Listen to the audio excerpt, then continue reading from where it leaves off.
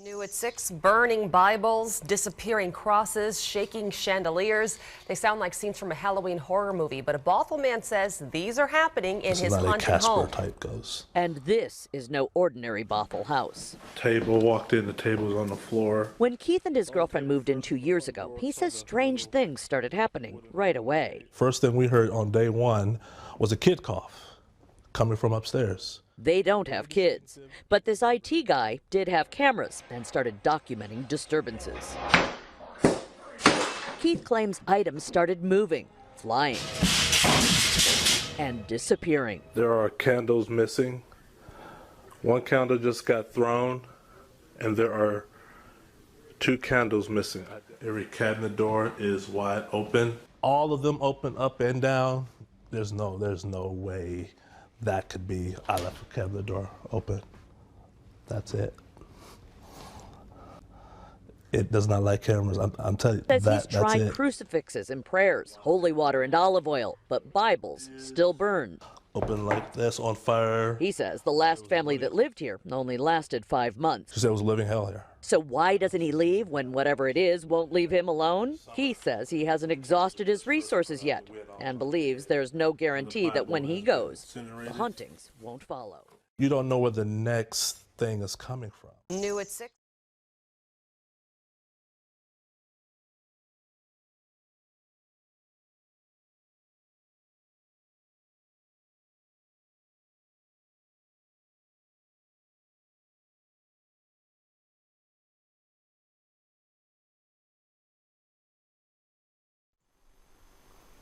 Hey everybody, welcome to Do You Believe on Paranormal Zone TV. Thanks everyone so much for joining us tonight.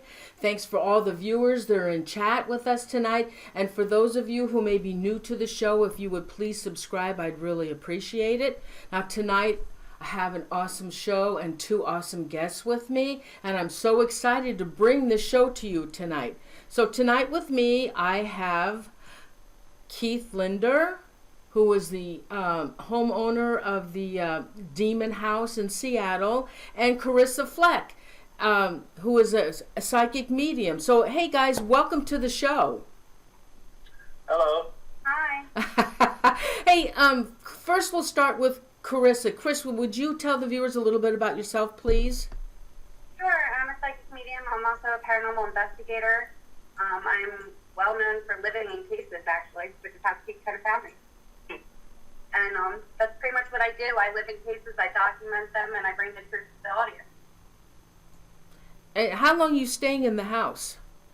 I've been here since January 25th, and I'll be here till February 13th. Mm-hmm. Now, Keith, would you tell us a little bit about yourself and how you acquired this home? Yes, so a little bit about me. Actually, I reside in Seattle, or the suburbs of Seattle. Been in Seattle about 10 years, been in the house going on 4 years.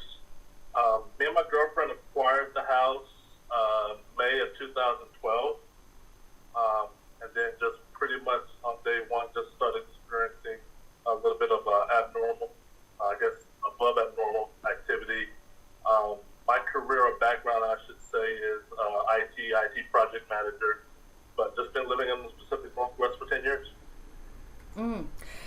So Keith, since the show, your house was featured on Ghost Adventures, what has been the feedback for you, and how do you feel about that?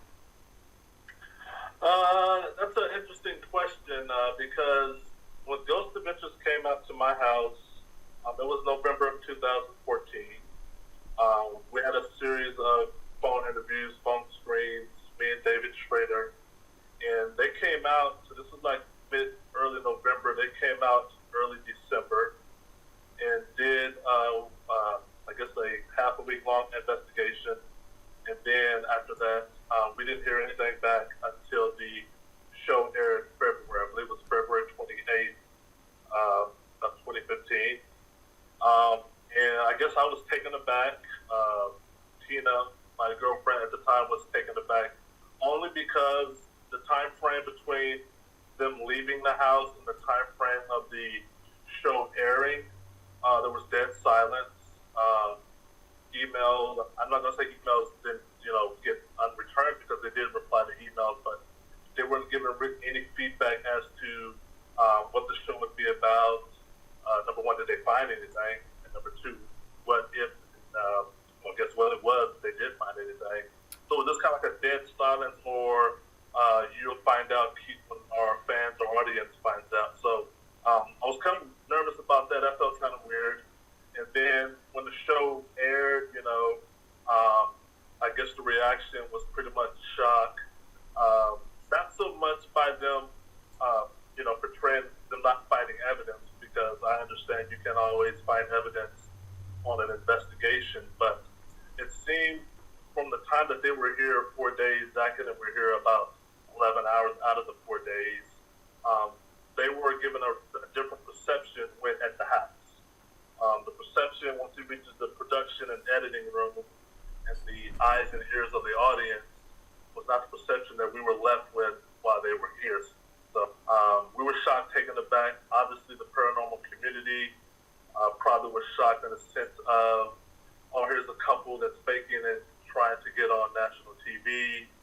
And Zach was able to call them out and say no activity, or I guess Zach found no activity equates to no activity in the home, which is totally false, because the house was active prior, during, when Ghost Adventures was here. Not as active, but a little bit of subtle activity.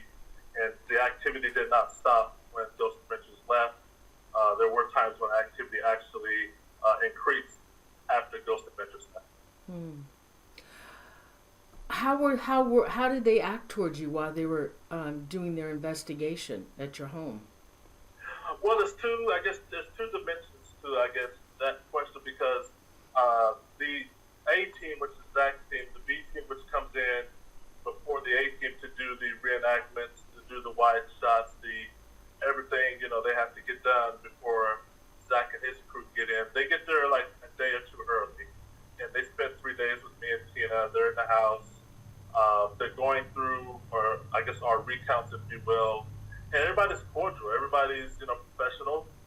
The camera guys, the producer, and all these guys are very professional. They got a job to do. They're in, they're out. We open up our homes for them for the entire week, so they come in on Monday. They're here they're probably doing about 14 hours a day. And then probably about Wednesdays when Zach flies in, and he comes in, and as you see on the show when he's walking through the door, I shake his hand, he comes in there, and then Aaron, I believe that, comes in after him. That was like on Wednesday, and then they stayed for about 2 hours asking me some questions, asking Tina, and asking the local paranormal team some questions, and then they were gone. They would only return 24 hours later to do the infamous lockdown and things of that nature. But the B team was there, pretty much the entire time during daytime hours. Now I did see the show, and I remember them talking with your girlfriend at the time, and I believe they made a remark that they thought that she was possessed. That it wasn't the house, that it was her that was causing the issues. Yeah, and that, once again, like I said, when you go from the time they were here in November or early December, and then the time the show airs in February, and we did not hear anything back from them, and then you see this on TV, the benefit of actually being at ground zero and being part of a production, if you will, if we want to put it in those terms, is that's not how it went down while they were here. And I want to let your listeners know how that Tina, Zach circle in the table went down, because what had happened was, if you remember the show, Zach wanted me and Tina to walk through the house, try to talk to the spirits, and they observe for any activity or for any reaction. And then they split us up to where Tina's downstairs, I'm upstairs. Well, Tina's downstairs with Zach. It's pitch black, by the way. It's pitch black. And Tina tells Zach, I smell sage. I smell sage, like the sage is burning. And the reason why, and I can pretty much understand why Tina said that, is because we've had sage catch fire in the house before. And so she's walking or homing in around the table in the kitchen, trying to zero in on where the sage smell is coming from.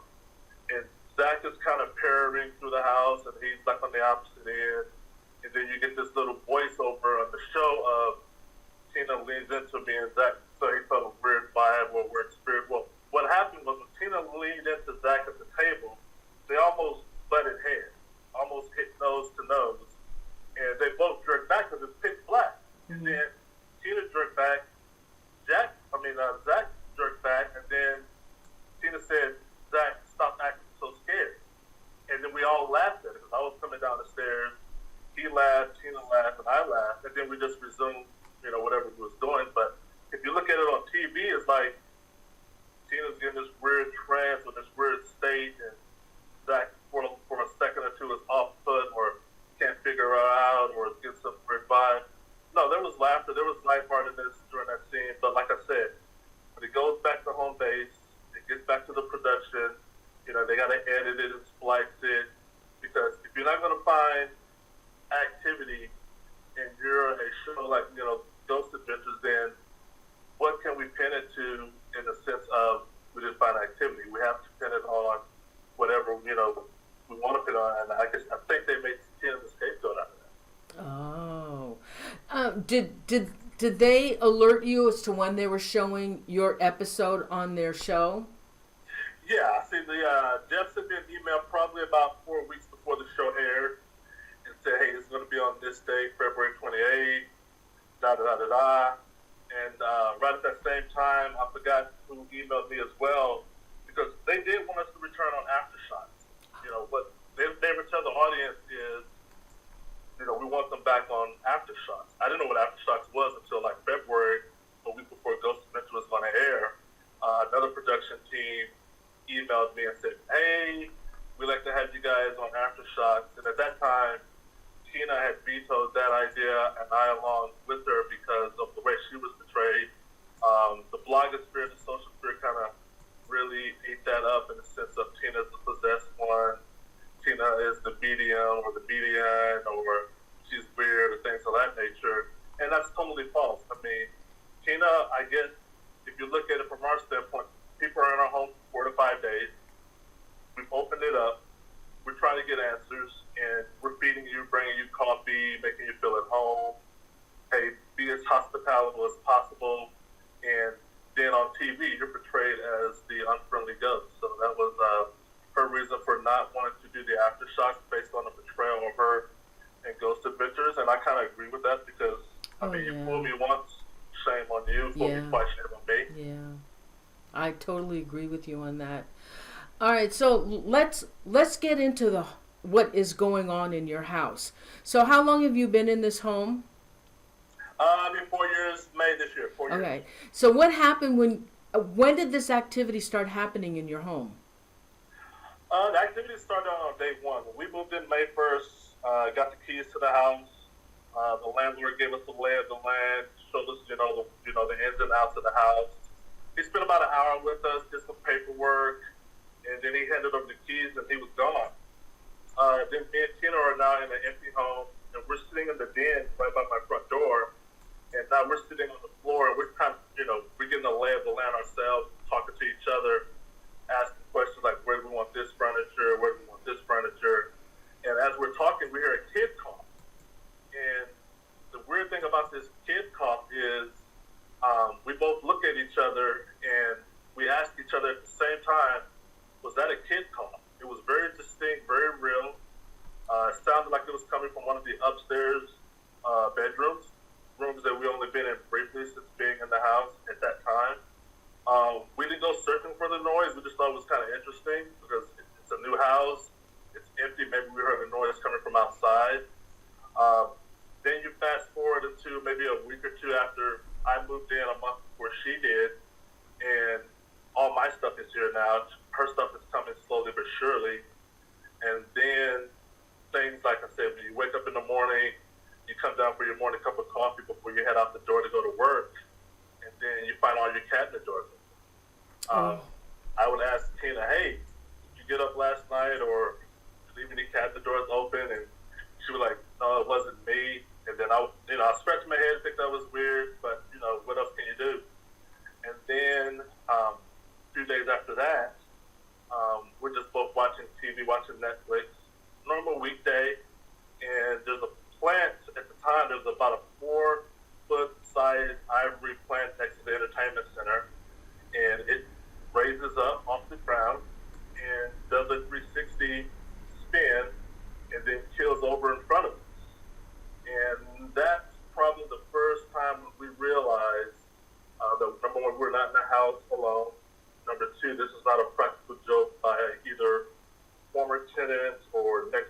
neighbors or kids in the neighborhood, because keep in mind, we would wake up and find cabinet doors open, things start turning up missing, bangs coming from the ceiling.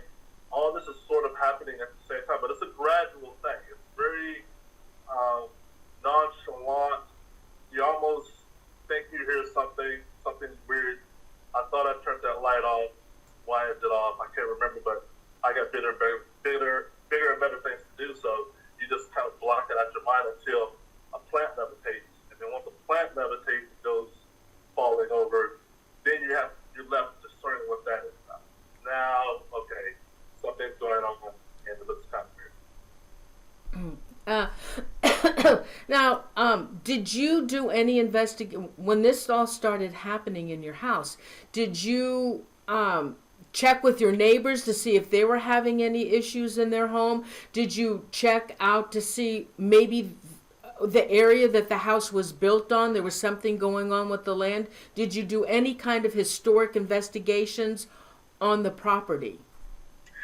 Yeah, after the loud bangs and the plants flying, me and Tina, I would go outside, check my mail, and then I would see my neighbors walking their dog, and I would just kind of read them at first, because like I said, we're still new, don't really know them, but I do want to ask some questions about the house. So I would ask them, hey, my name is Keith, I'm your new neighbor, just moved in.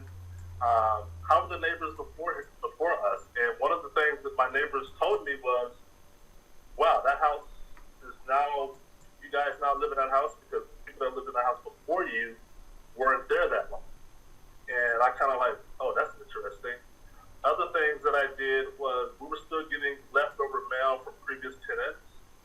So I would get their letters in the mail, and then I would write my landlord, and I would ask him, I would say, hey, is it okay if I contact the previous tenants? I have their mail. Because I wasn't ready to tell him that we were having weird stuff in the home. And his answer was, no, just send me the mail. I'm not allowed to give their information out to you, which was fine. And I sent him their mail. He forwarded it. But I also looked online. I couldn't find them at that time. I started looking online for just local paranormal teams, only because we had our first housewarming party probably about June and July of 2012. And a plant in the far side of the room rose up and went flying to the other side of the room. This was not me and Tina only seeing this. This is now friends of ours, the same friends who saw the episode on Ghost Adventures, saw the plants levitate 2 years prior. And that's when I started trying to see what out there in the Seattle area as far as paranormal teams could help us. Oh my God. What about now? When did the symbols start? When did they start being drawn on the walls? Interesting enough, the symbols did not come until 2014. I would say the activity in 2012 and the activity in 2014 are almost different as night and day. But I can now tell you why I think symbols on the walls came. Keep in mind, when we started having activity in 2012, from what I've learned now, this is me looking back 4 years later, those are categorized as level 1 activity, meaning items missing, little thud, this and that, little bang here and there.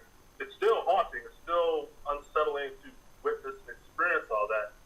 But in comparison to 2014, there are differences night and day. Well, when we start researching online and talking to paranormal teams and clergy and religious houses in the area, the advice they gave was, number one, have you had the home blessed?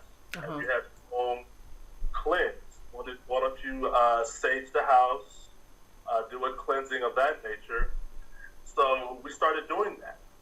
And when we started doing that, the activities seemed to spike up a little bit. It seemed like the things that we were doing was somewhat of a challenge to it, like, okay, so you're going to sage the house? Well, let me take your sage sticks from you. Well, let me, light your sages for you if you're going to sage the house. Another example of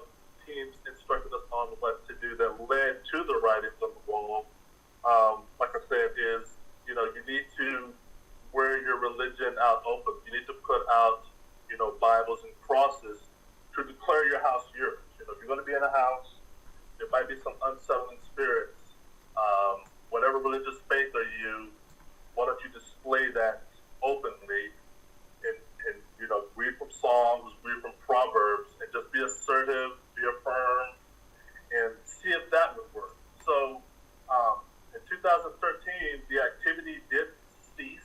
It did die down after trying that. But in early 2014, it came back. And when it came back, probably about March of 2014, all that subtle stuff that happened in 2012, these things really picked up where they left off. And I remember that night because we were asleep. It was a Sunday. And I had this 300 plus pound armoire credenza that at the time sat in the hallway, the infamous hallway. And we heard this loud bang. I mean, it rattled the whole second floor of the house. And we got up out of bed. There in the hallway was the credenza lying on the other side of the hall. And then after that, every day was something new. And then when I called the same teams and the clergy and whatnot, that's when they start saying, be more and more assertive with the religion and whatnot. And that's when we start coming home to the writings on the wall. We start coming home to the Bible's disappearing, the Bible's catching fire. Oh, yeah, I have a picture. Now, Bible put out. Yeah, I have a picture of the Bible. But did you find out what those symbols meant that were written on the wall? I Googled the one about the upside down man, and interesting enough, how it looked on the wall is how I Googled it, because when I saw it, I kind of recollected that looks sort of native to me. That looks sort of, I don't know, hieroglyphics or whatever you call it, where there's ancient writing on the wall. But I typed in Google, like, man upside down or upside down man. And it wasn't long before I got a hit. And then when I clicked on it, it talks about Native American symbols. And the symbol, means a man has died or a man is about to die. That's what I found out. Now I have another picture of how many Bibles burnt in your house? 3 Bibles have burnt in the house. The first Bible went missing for a year and a half. That's the one that came back burnt a year and a half later. It went missing in 2012, about September. And then that Bible came back about March or April of 2014 on fire. That one set off the fire alarms because we were asleep and we slept with our doors closed because at that time, whatever it was doing this was slamming all the doors shut. Any room that you were in that was open, it was slamming shut. So we just slept with the door shut that night, and then a fire alarm went off about 1 or 2 in the morning. And then when we woke up, that Bible was in the hallway on fire. I mean, literally on fire. Oh my God! Now, also, I have a picture of 666 that was drawn on a bedroom wall. What's that all about? Well, at the time when I saw it, 666 and the other things that are written on the wall, I was scared. Tina was scared. We started calling the local priest in the area because it's not so much me thinking that it's demonic. I never took that leap of, I got 666 on my wall, therefore there's a demon involved. The reason why I'm calling priests and things of that nature is because the activity is escalating. Be it 6 or Merry Christmas, it's still escalating. So I'm calling the local clergy and having them come and investigate because maybe they've number one seen this before, and number two, maybe they can give me some proactive steps because that's a new escalation. I noticed the new escalations and they tend to coincide with something either me or Tina did to counteract the previous activity. Now, what did they use to write the 666? Because it looks so weird. It looks like meshy looking. Oh, I've walked in. I mean, I've asked several people. Number one, what was used to write that? Nobody could tell me, and nobody knows what that is. I had people ask me, "Well, do you have black paint in the house?" No. The interesting thing about this paint, I want your listeners to know is, obviously you see it on the wall. It's there, it's plain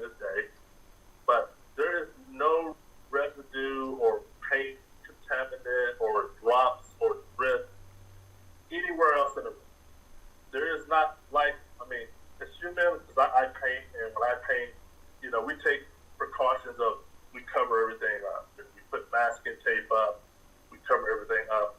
Usually when I paint, after taking all those steps, I still get paint stuff. I mean, it's just paint. But there's no paint, and keep in mind, these 666s that you're seeing, some of these are behind monitors, some of these are behind my entertainment center, my computer desk, my speaker, you see some on the ceiling, but none of that, and I've had other people come in, none of that is on none of those things I just named. It's only on the wall that it's intended to be on. Did you wipe that off, or did you repaint it? I would repaint it, and when I repaint it, a few days later, it would be something new.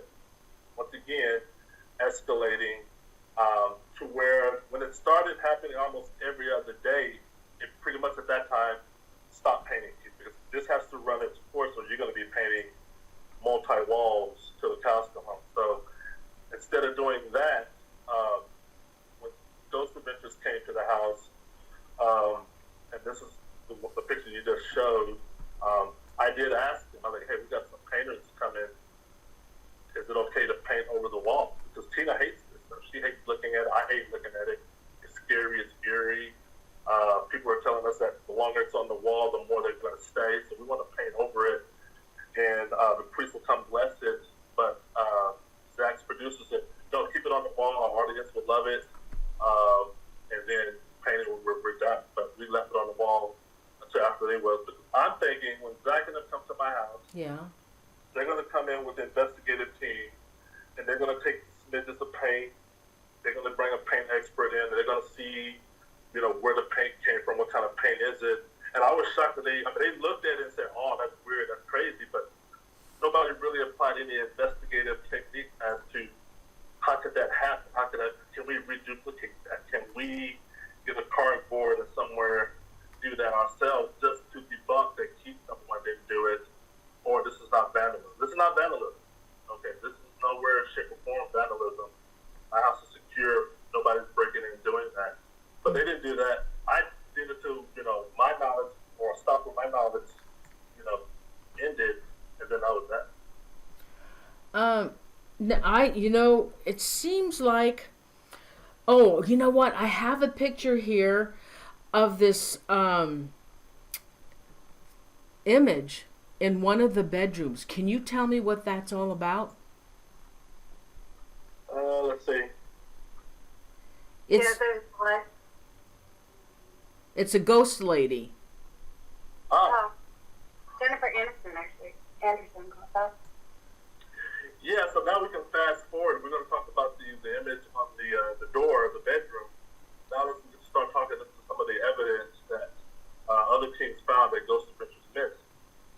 Because after Ghost Adventures aired their episode on TV, which was February 2014, about 3 months after that, some paranormal teams on the East Coast found me via Facebook, via YouTube, and just emailed me, said, hi, my name is da da da da.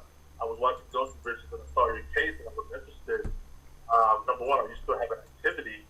And number two, everybody that contacted me, being a paranormal team, all came up with the same thought process of, we saw the episode, you guys look like y'all were portrayed incorrectly. That's not how an investigation is conducted. And if you would let us, and they were very cordial, they said, if you would let us just observe your home, we don't want to, come in there yet. We just want to kind of get some cameras going, do some, monitor ourselves. And whatever we find, we'll get your permission before we share, because what we want to do, if there's evidence, and I always put the word if there's evidence, then the paranormal community needs to know, because how you guys are portrayed from Ghost Adventures, it looks like y'all hosted, Tina's weird, y'all created it, attention grabbers. But if there's evidence, and we just want to monitor, we don't know what to expect. And, I thought about it a while, because number one, I have to get my mindset, do I really want to do this again? And I open myself up to, more attacks or whatever. But they were very cordial and they were very sincere. I mean, they were very sincere, very real. And yeah, they set up cameras, and to travel, so I'm like, well, monitor my home. I live in this house, so I know you're going to find something. I can't tell you what you'll find, but I know you're going to find something. Crazy things. And right. And it didn't take long. It didn't take but a couple of days, and the picture you just showed of the image on the wall, that's not fine. I didn't find that. I think, matter of fact, I wasn't even in the home when I was found. They brought that to me and like, dude, you got this apparition on your door. And I'm like, that's the gray lady. That's the gray lady I've seen that runs around upstairs and turns off all the lights. I already seen her. Oh, you've seen her. Yes, I've seen her. So when I saw that picture, I showed them a picture that I drew on a sketch on a notepad. I'm like, oh, I drew her a long time ago. Oh my I saw her the gray lady. You're like, who? I'm like, she's the gray lady. And why you call her the gray lady? Because when she's gray, she's all gray. Yeah. And she runs up and down. She runs in the hallway. She shuffles. And she shuffles. Carissa's heard her, and she turns off lights. Oh my gosh. She looks like she has long black hair. Yeah. She has the attire, the dress that she's wearing. Could it be like gypsy like maybe?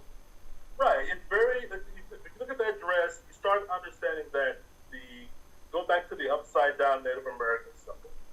Go back to. Oh yeah, American Indian. We got shut down. Do we reboot or recall or? All right, hold on. It's back up. Oh. Hold All right, on. we're at ground zero. Oh, you know what? Somebody was hacking me. Okay, hold on. Okay. Hey guys, are we back up? Yeah. Yeah, that's okay. I was getting hacked. Oh. Okay, go ahead. So when they brought that picture to me, and I'm telling them, and I told them about the lady before they caught him on the door, but like I said, that started to bring validity to the claims, if you will, that I was telling them and telling others, as well as the activity that they listened to while monitoring the house. I mean, they're listening to the house 24/7, and then they're capturing evidence while they're listening of the noises, the bang, the eerie sound of large furniture being moved. But guess what? There's no large furniture being moved. So this is going on for 3 or 4 months of last year. Okay, and they The whole summer, pretty much. the whole summer and part of fall, and that's pretty much how me and Carissa met. Yeah.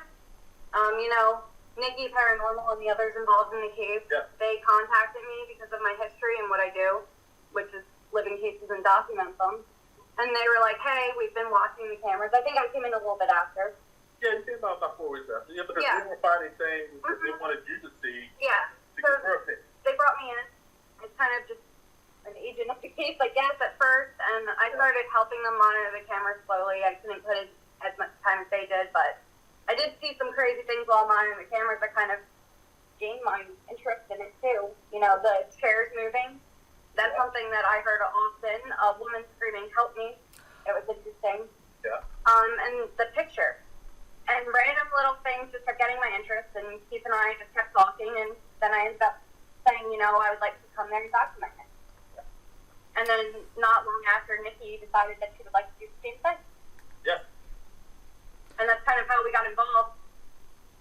And now, Carissa, I have some of your audio clippings, and I've got I got a couple of audio clippings here. Now, there is, I also, Keith, I also edited a short clip of you on July 30th. For some reason, was that the worst incident that happened at your house, July 30th of 2014? No, the worst incident, there's no video for. The worst incident is always the fires. The fire, that would be the worst incident, because that one did involve the fire department coming to the house. Did you video that? No, I did not video that. Oh, no. I didn't know you had a fire at the house. Yeah, 2 fires at the house, yes. And now, when did that occur? That would be the spring of 2014. That one, the night before, we had a lot of activity. I mean, it was banging, there was noise, stuff being thrown. We had went to bed late, me and Tina, and while we're sleeping,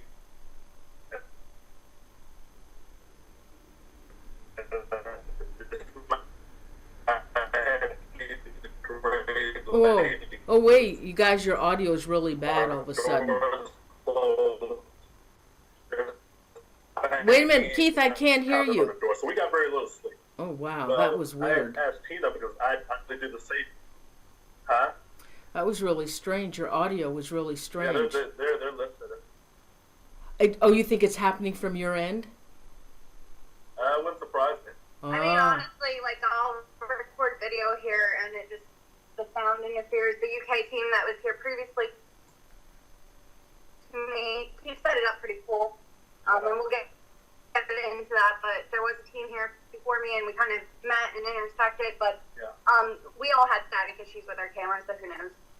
Oh, yeah. Somebody said it's the demon in the house. Can you hear me? Yeah. Okay. All right. Well, yeah, we can hear you. Okay. Well, I have that little video, but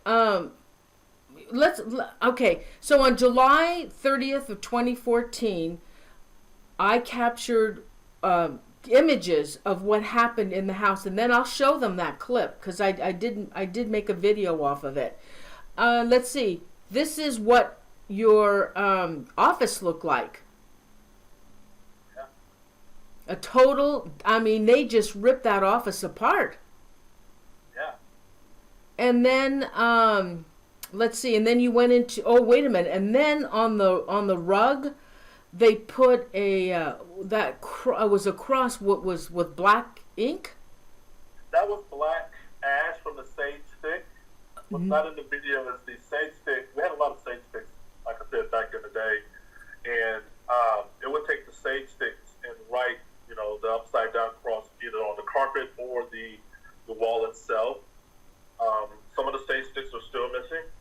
Like I said, those things, like I said, taking proactive steps, it would just almost, use that against you. And yeah, that's actually ash on the carpet. Oh my gosh. Now, the wall, the office wall with the upside down cross. The cross stabbed into the wall. Yeah. I bought that cross at the Davenport Hotel gift shop in Spokane, Washington. That's where my second office is.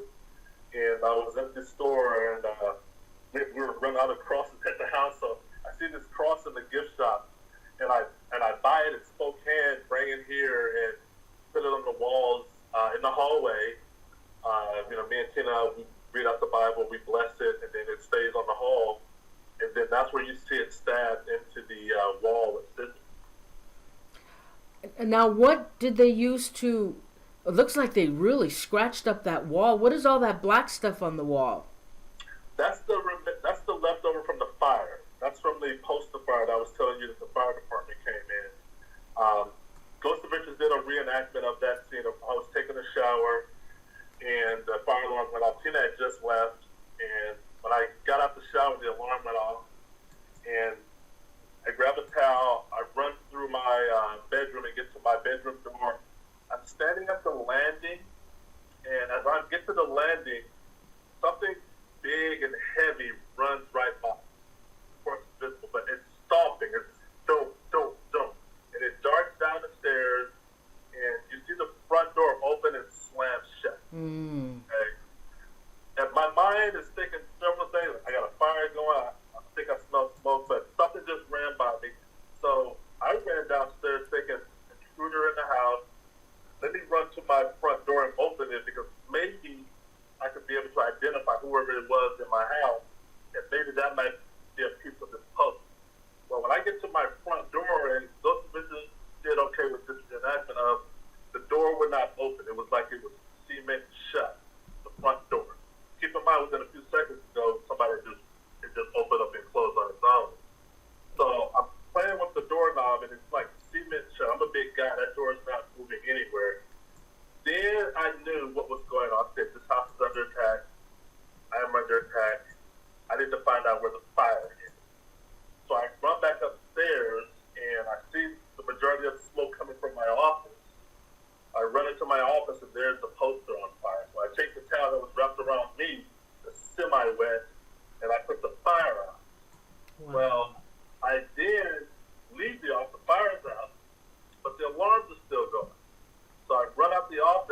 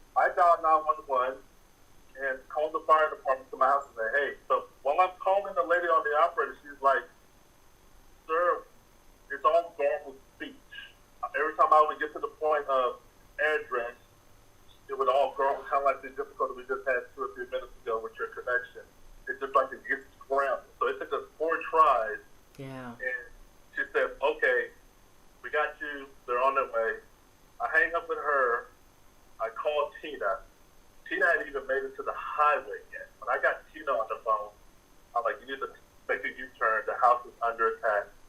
I still think we got another fire in the house. I turn back around, go upstairs, because I got fire department coming. I got to put some clothes on.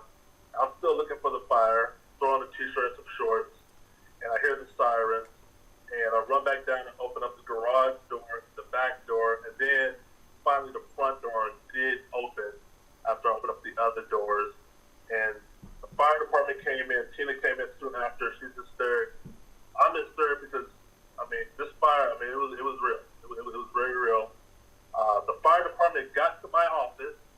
This is the fire captain, okay, and this is documented, and this is information, once again, this is information that I handed over to Zach and their production team, because if you want to go talk to the fire department, it's written down on their clipboard, unknown cause of fire. There was no arson there. They look at my poster, they look at my wall, and everybody's scratching their head as to, we don't know what caused that fire, but Mr. Linder, you're a lucky individual, da-da-da-da-da-da. Wow. After that ordeal ended, me and Tina drove to the local police office, because at that time they were pretty much giving us the runaround for 6 months. Okay? We sat in the police office for 2 hours because they were saying, well, he has your number, he'll call you, he's business day, he's got appointments. And we said, we're not leaving his office until the police office. We just had a fire in our house. The fire department don't even know what's caused it.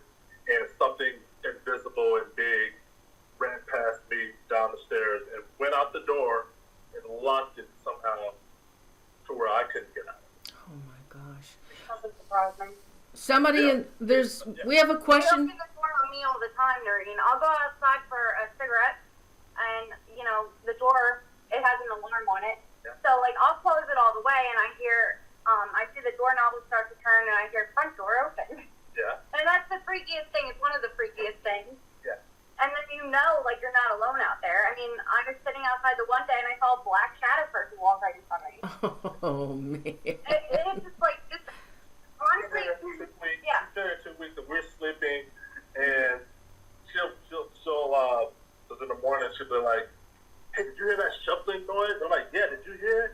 Yeah, but if you're drained, you're glued to the bed. It's not like you don't want to get up to go look at it. You do. I mean, as a paranormal investigator, of course I want to go up and investigate, but you're literally stuck to the bed. You have no desire to go. You have no energy to get up. It's like you're drained. Oh, well, yeah, I can I imagine. just want to cut in and just say, from my personal opinion, as soon as I walked up to the door, and give you, I do have abilities, but as soon as I walked up to the door, I got dizzy. Now, how Ghost Adventures didn't get any evidence, I'll never know. I mean, as soon as I walked into the door, my phone, I put it on charger, I walked away. 10 minutes after I walked away from the sofa, the UK team was still there. They were wrapping up their wave of the investigation, kind of filling me in. Me and Steve Mara, I believe it was, we saw my phone get picked up off the sofa and do a cartwheel. Oh, We didn't get it on tape, so it's an experience, not evidence, but how do you deny that? And that was kind of their welcoming to me. Nikki just got here tonight, and her welcoming was running up and down the hallways that we all heard. And that's kind of what happens. They welcome each new person in their own way. Oh, And since then, they keep messing with my phone. We have a question from the chat room, Keith. What was your scariest experience inside the home? Second to the fire, I would probably say, oh man, God, there's so many of them. Just the office. I mean, seeing an office ransacked like that, having objects thrown at you. Keep in mind, these are glass, I don't know, ashtray size glass, about an inch thick, coming at you projectile, almost like the speed of a bullet. While you're sleeping, a lamp will fly, things of that nature. Those are all. I mean, there's a lot of things. Okay. Yeah, there's a lot. I'll put them down. I keep revising my top 10 of the stuff. Of course, the fire is just by basic concept of if a fire involved, that's always going to be up there. Objects thrown, things of that nature. Objects taken. I mean, you see some of the videos where the chairs are rearranged in your kitchen. Part of you is scared about that. The other part of you is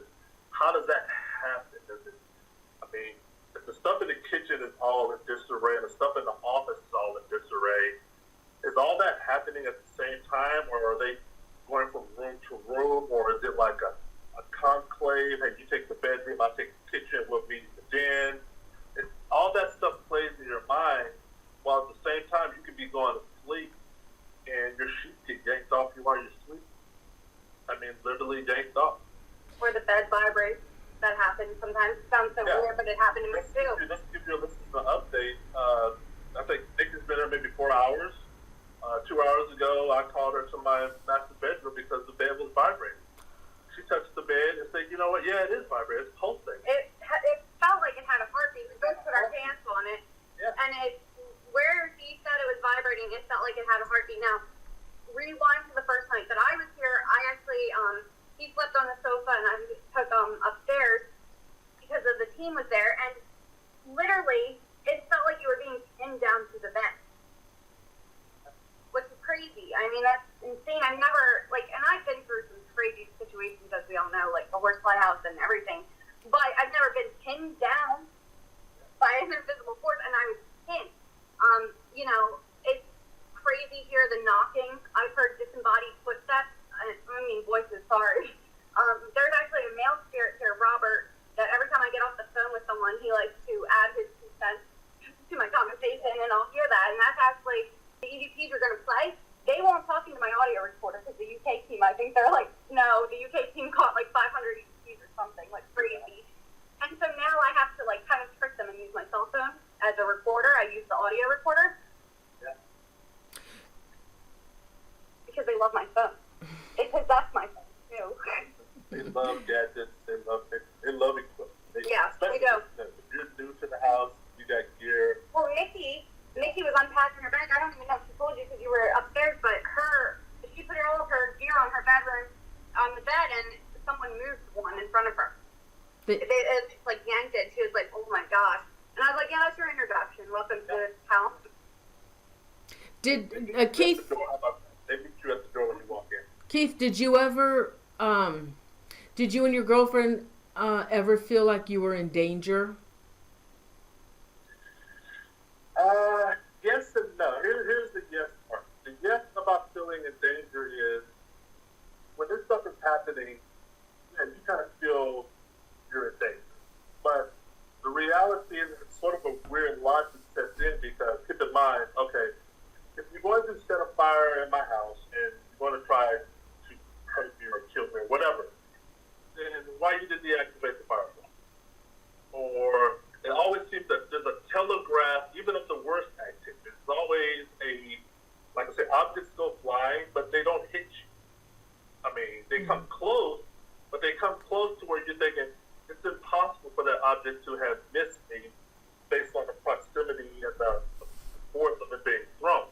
Now, it's haunting and it's scary while it's happening because, keep in mind, all of this is unknown.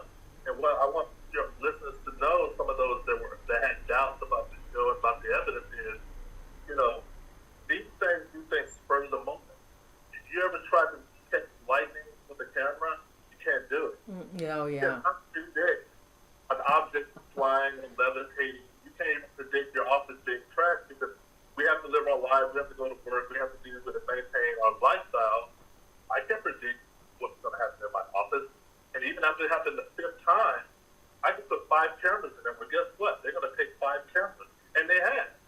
They will malfunction the cameras. They will cut the power to the room, to the house. Which we've all witnessed. I called the power company when my house lost power, and the power company says, we still show power coming into your house, and I have no power. They can't explain it. I've called the cable company. I've called the telephone company. You're live. Everything is live. You see energy or current going into your house, but I'm standing in my house in pitch black. You have poltergeist activity, but is it really demonic? How did you come to the conclusion that it's a demonic entity in your house? Well, that's actually a correction. It's not really demonic.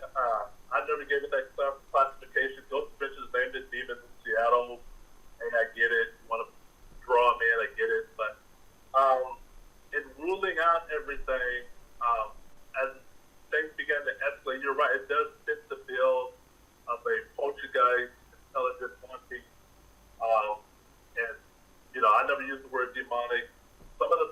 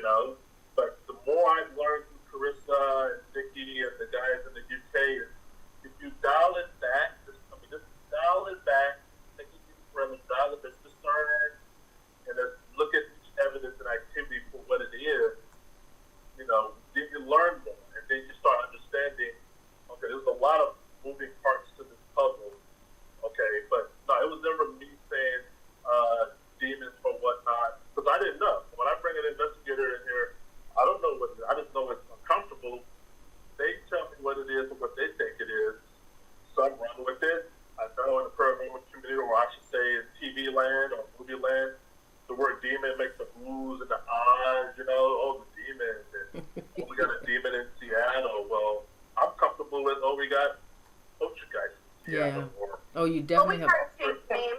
We tried to change the name.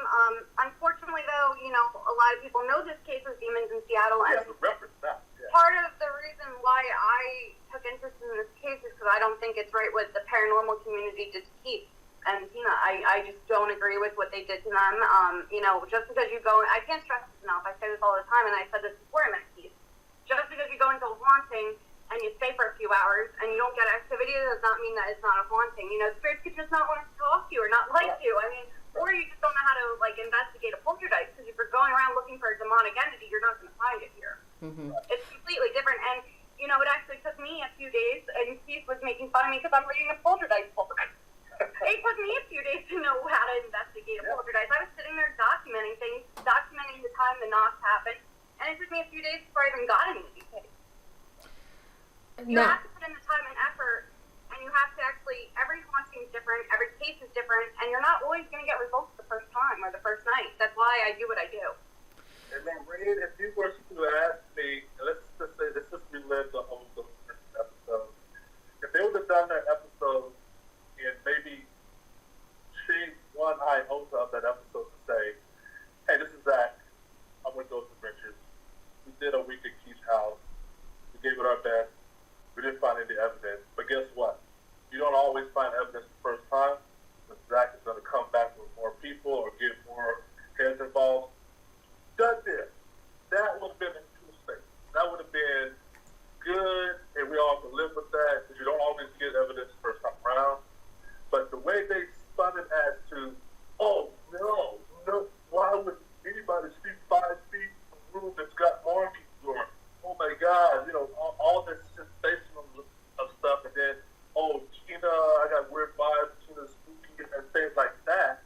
Because my biggest, or one of my most motivations for even sitting with you tonight, Armin, is trying to increase the subject matter within the paranormal community of the science as to why some of this stuff is occurring. If it's always going to be level 1, okay, we got activity, we found it, let's go move to the other house. Well, why do you have activity? Why does the house have activity? Why? There has to be a reason why this is happening.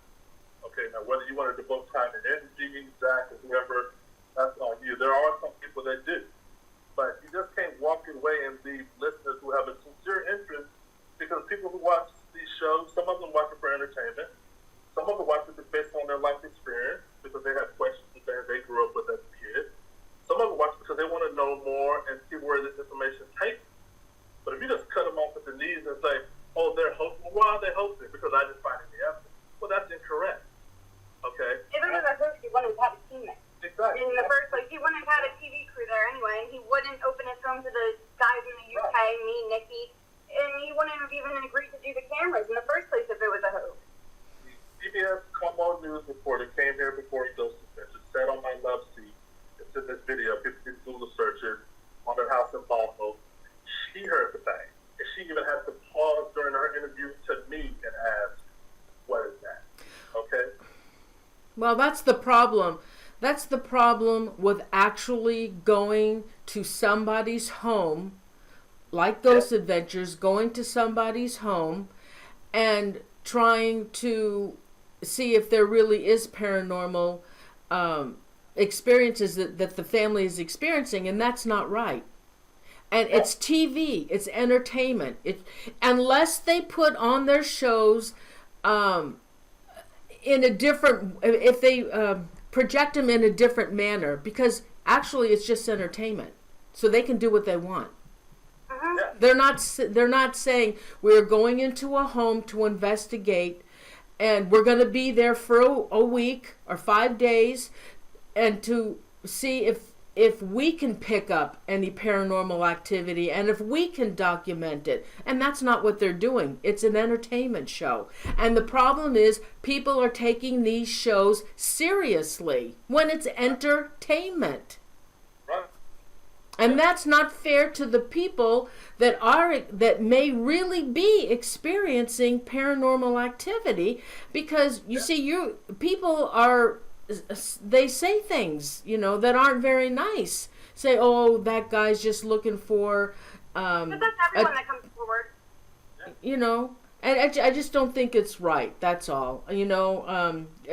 Ghost Adventures is a great show. You know, I'm not knocking it, but it hurts people like you who really have paranormal activity. Right. And it's just not fair. And you know, when people start knocking somebody like you when they don't even know, they're just going off of, they saw Ghost Adventures debunked it, and that's the way it is, and it's not right. Even that word alone just annoys me and irks me. I'm sorry, but no one's an expert in this field.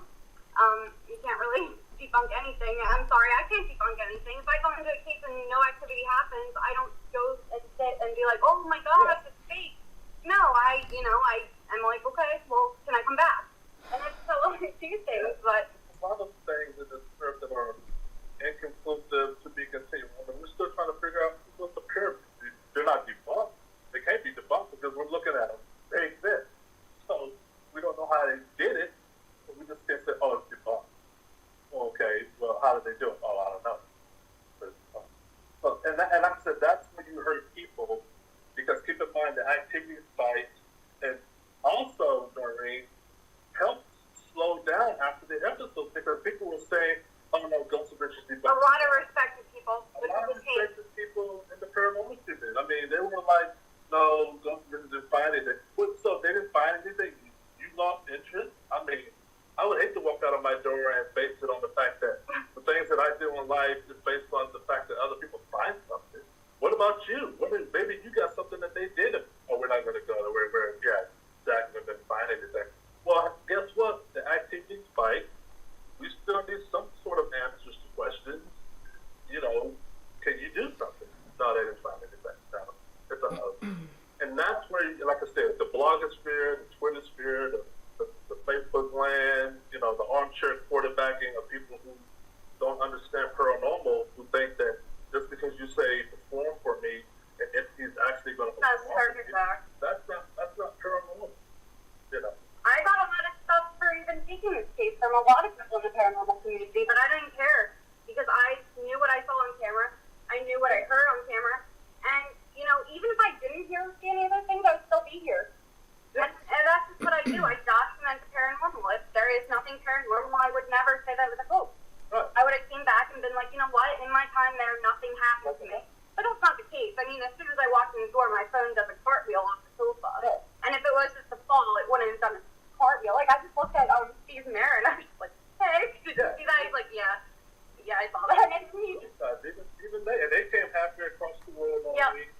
They saw me go through this episode. Okay, well, let's hold that for a minute before we tell the viewers that about that team that came out from the UK, because that was really something. All right, what I want to hey guys, I'll show you a short clip that Keith took when he came. He was alerted. Let's see, Keith, you have some kind of a system that you're alerted by your computer if there's activity going on in your house.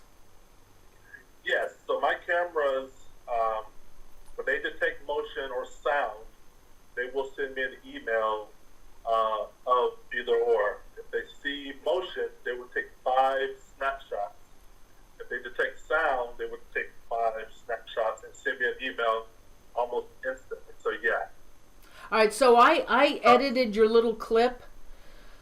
Oh, let's see. I edited your little clip, and let me show it to the viewers so they can get a sense of what you came home to on July 30th, 2014. So hold on for a second. Okay, I'm going to show them the clip. Hold on. It's about 1 minute 26 seconds. Current time is 9:58.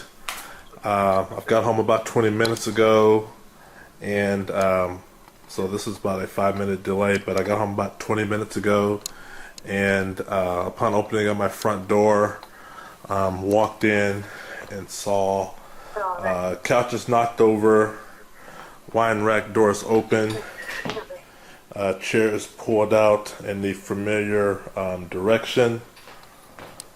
As you can see, come over here, there's a plant on the living room floor.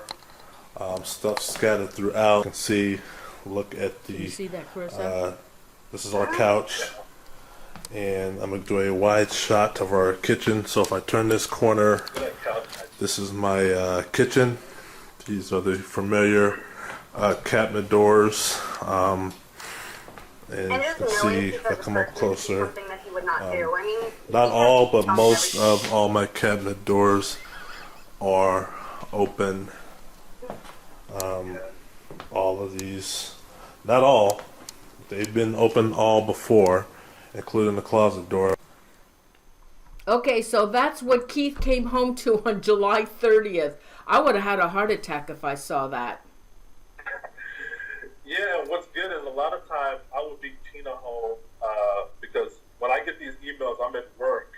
Sometimes I'm on my way home and these emails go off, and I can open up an email and see some of that before I get there. And sometimes I've like called Tina, don't get to the house before me, or hey, if you're ahead of me and getting home, you know, detour or stay in the car until I get there. We've had activity, and then I would walk in. You know, we walk in together. On this clip, I'm there before she does, and then you see all that. And I still started filming things early because, like I said, when this stuff started happening early on, I'm filming it for insurance purposes, vandalism, police reports. It's not me. The ADT security is there. The house is armed. There hasn't been an intruder. The alarm has not been compromised. There's no forced entry. Nothing's missing. And this is what I get when I show that to what I call investigators who are worth their grain of salt.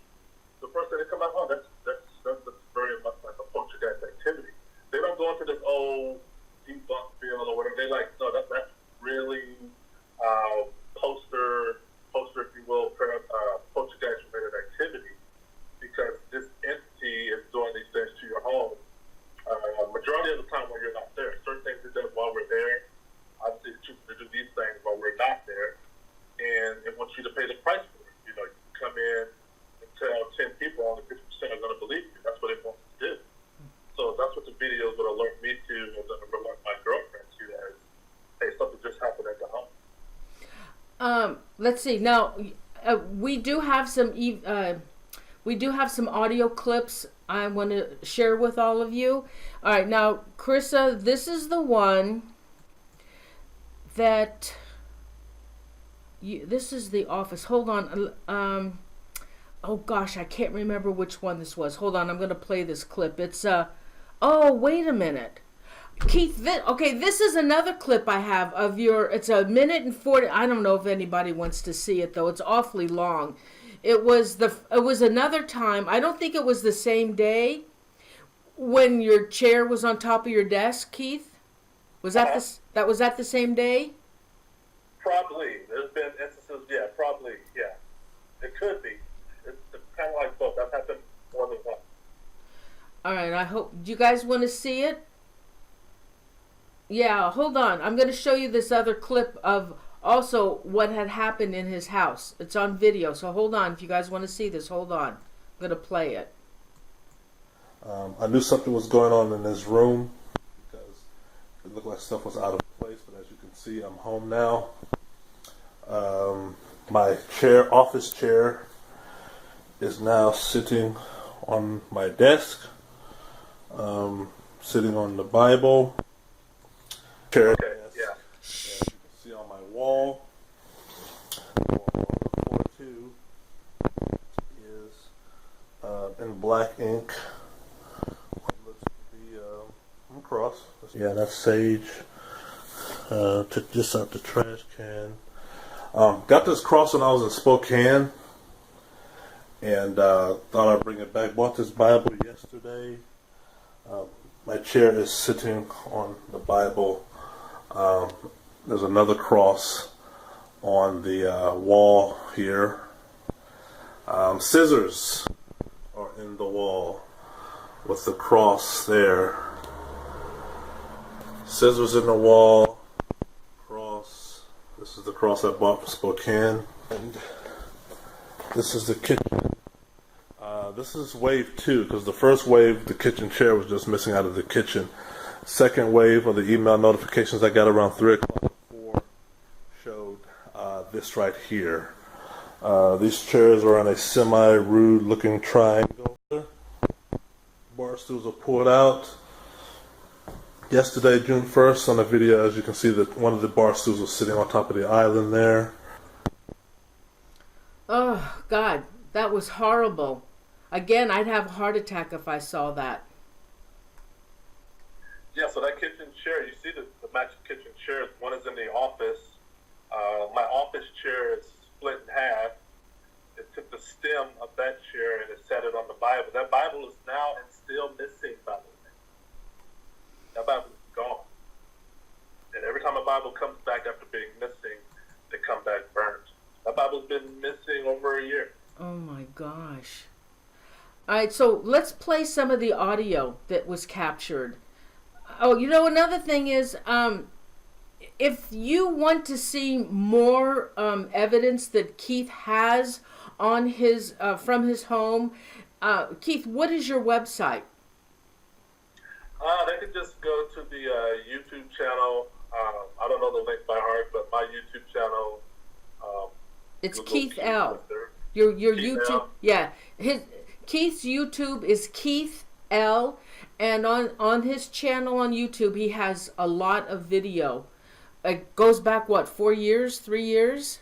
Yeah, it goes back 4 years. It has the all the 2012, 13, 14, 15, and it has all the Big D, Carissa, has all the UK stuff. So yeah. All right, so let's play some audio clips. All right, this one, okay, so this clip is with Don. He was going up in the attic. Yeah, he got into the crawl space. It's about a 2 foot, 3 foot crawl space underneath the house, the length of the house, and he went down there, stayed down there about an hour, about 2 weeks ago, 3 weeks ago, and talked some EVP. Okay, so I'm going to play this clip.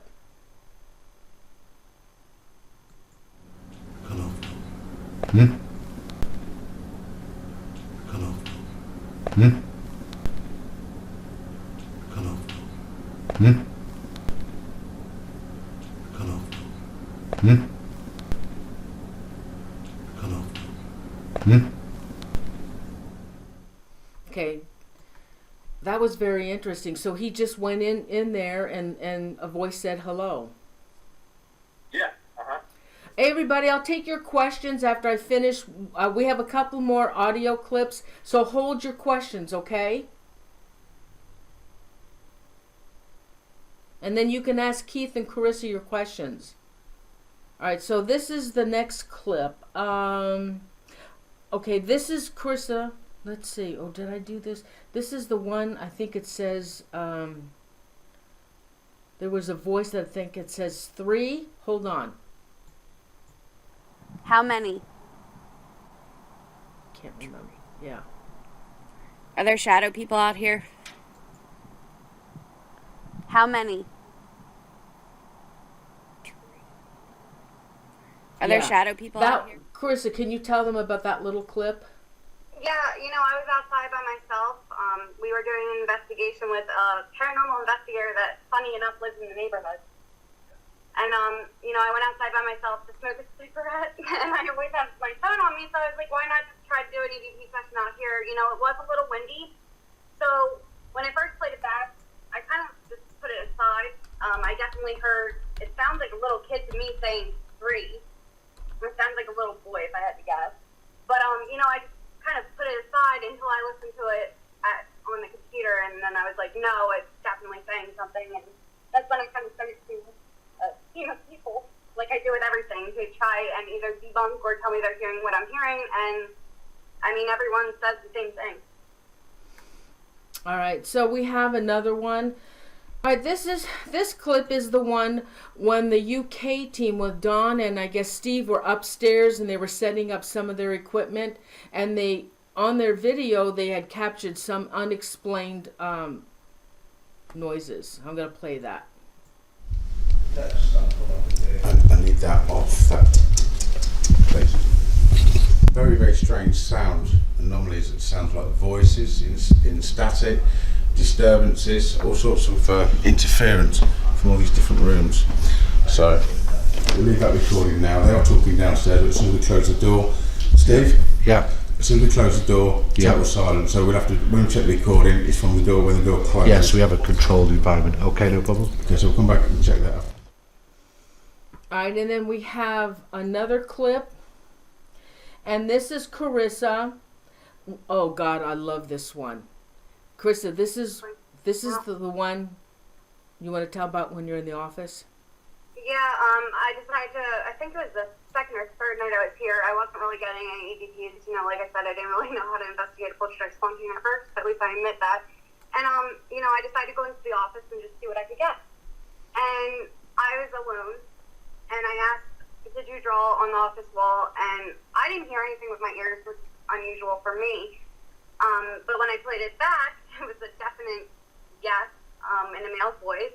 And, you know, after further review, because I ran downstairs all excited, I finally got them to talk to me. And upon further review, we actually heard another little voice. It's a whisper, kind of like the one outside, and it says, just look at it. All right, I'm going to play it. On this office wall. Did you draw on this office wall? Yeah, that was an awesome catch. And I have one last audio, and this is, I think you were, oh no, this is when the wires were tripped. There was a pair, you want to explain that one? He's got the brilliant idea to set up spy-gear tripwires, which actually I'm going to be using in other investigations now because it is pretty awesome, except it's really annoying, but we set them up. Are you showing the one before we went to bed or the one when we were all downstairs? No, I'm just showing where the alarm goes off. Okay. And yeah, I think that's when we first got them. I think that's the one you're showing. You know, we have a few videos of the tripwires going off by themselves, but he and the paranormal investigator set them up, and walked away. And they were going off for 5 minutes before we even heard them by themselves. Yeah. Okay, I'm going to play that. Oh. All right, hold on. Okay. Is that you tripping stuff? So, leave the lights off. Yeah. Let's timestamp this. That was... It's 8:38. Yep. Now, if we can only tell... We weren't down there maybe 5 minutes, 6 minutes, and... Not even that. Not even that, and the tripwires went off. Now we're up here, we're walking. Okay. We're not setting things off, moving. Nobody was up here. So that's... Nobody was up here. No, they tripped that. So, we'll go back downstairs. All right. So now, Keith, before we take questions, I want you to tell the viewers about this team from the UK. Now, how did they get contacted? Did they contact you? How did you get in touch with them? Or vice versa? Probably about, I think, September of last year, I started reading a lot of books about Poltergeist, and I found their name, Steve Mera, at the end, used as a reference at the footnote, and I saw the website, and they deal strictly, they're a parapsychology organization, main sprint or intelligent residential haunting / poltergeist. So I emailed them, and like I do everybody, I send them the same videos, the same timeline and photos, and they replied back. Steve replied back, and they had questions about the photos and the videos, and probably about after maybe a month and a half of back and forth Q&A. They'll tell you more when they come on your show, but they became curious and they wanted to do an investigative study because for them, paranormal activity is all science, using science to prove that it is real. They believe through a concept that, you know, we can find or prove that these things is real by applying scientific methods, if you will.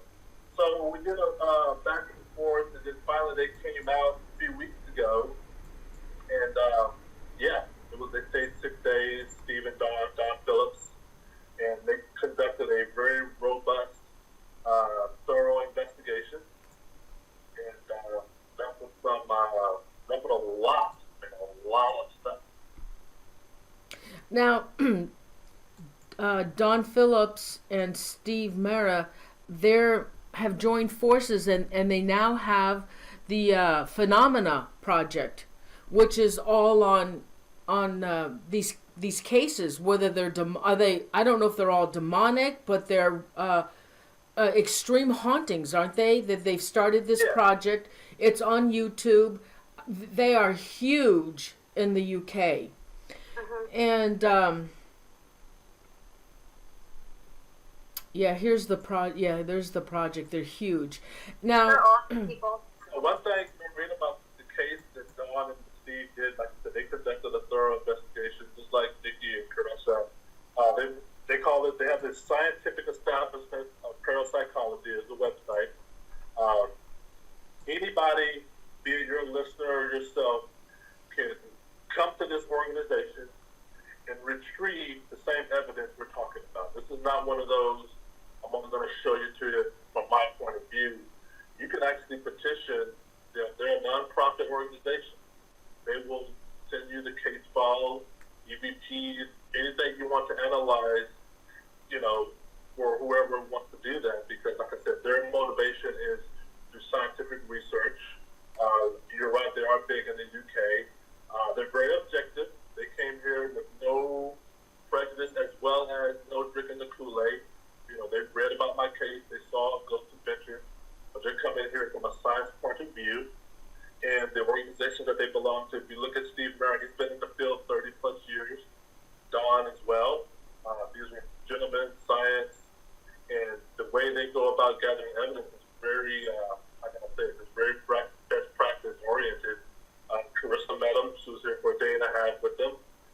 It's interesting to see three people in the same field witness the same activity. I don't have to tell them a story. I'm over here on the other side of the room. They're witnessing a phenomenon with their own eyes. That's kudos. And for me and Tina, because now an organization like this in the UK that does investigations work differently, as well as Carissa and Nikki and the other kids that have been involved in the case here, post Ghost Adventures, these are all credence and credibility to I said, these are true claims. This is not attention getting. There's activity in this house. A lot of activity. I think Carissa said today in all her cases she's investigated. This case is number 2.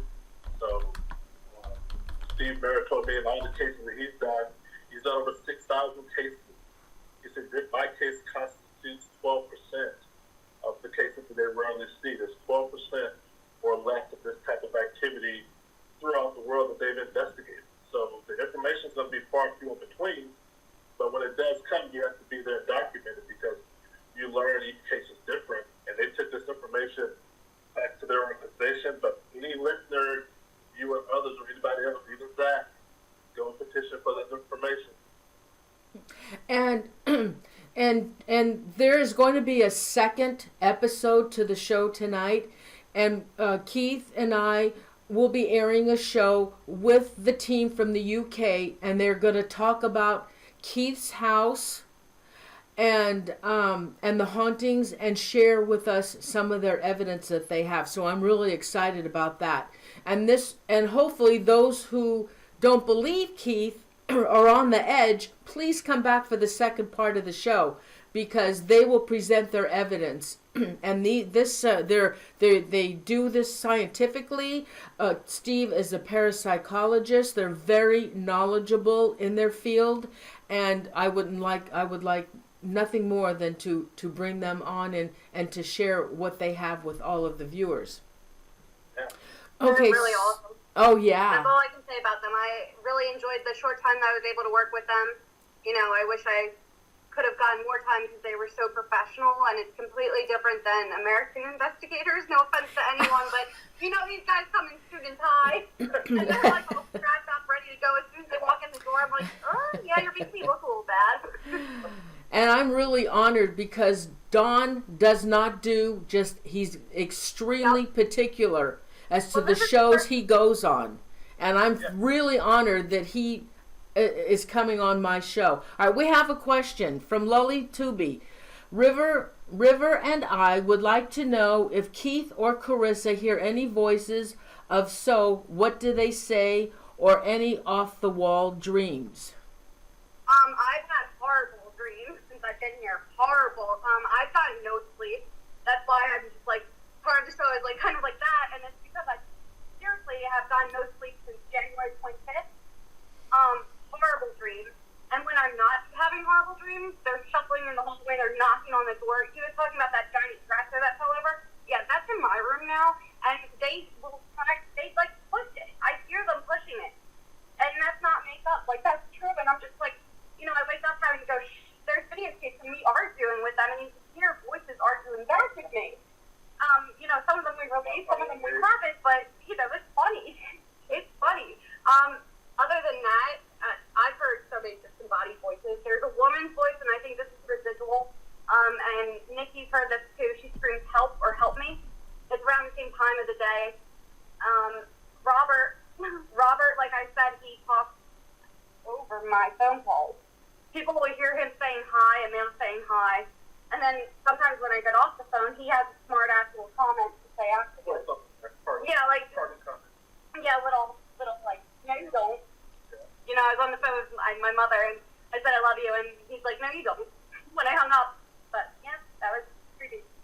So, to recommend, like I said, when this early started, I guess, happening, if you will, we would hear voices. I would be downstairs, Tina would be upstairs. She would be, like, think she's talking to me because somebody's talking to her from an opposite room. Vice versa, me is, I'll be in a room, and I'm thinking Tina's talking to me, and I'll respond, and she's like, either not here or way across the other side of the house. The dreams are interesting because all the dreams are weird. When activity is in its apex, if you will, the dreams are horror. They're one of those, I almost call them night terrors, because these things really dive deep into your, past and relive it in a dream. And it really, it's very surreal. A lot of my dreams, when they're that bad, involve family members. I'm a twin. So You're what? You're a twin? Yeah, I'm a twin. So am I. Oh, awesome. Yeah, I'm a fraternal twin. Oh, I'm identical. Oh, nice. Oh, Bunny just fell off the chair. How come I can't get this full screen now? What the heck? There we go. Oh, come here. Okay, God, are you reading the chat room, Carissa? Because there's more questions. Oh, okay, now, Margarita, I think you answered this, Keith. She wants to know if the UK, did the UK group get wind and asked to, did you ask them to investigate, or did they ask to come to your house? Yeah, I had emailed Steve Mera and sent him my photos and videos.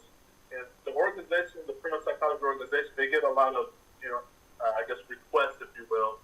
This organization has never been in the U.S., so coming to me was the first time. But I wanted them to see, the things I experienced, and I knew this was their specialty. So when I sent them this stuff, they put me through a rigor mortis of, survey and analysis and whatnot. And then we came to terms of them coming out to investigate. And it was always when they investigated, they were going to spend a week here, and they were going to live in the home. That's just seems practical to do it that way. But yeah, I pursued them and found them.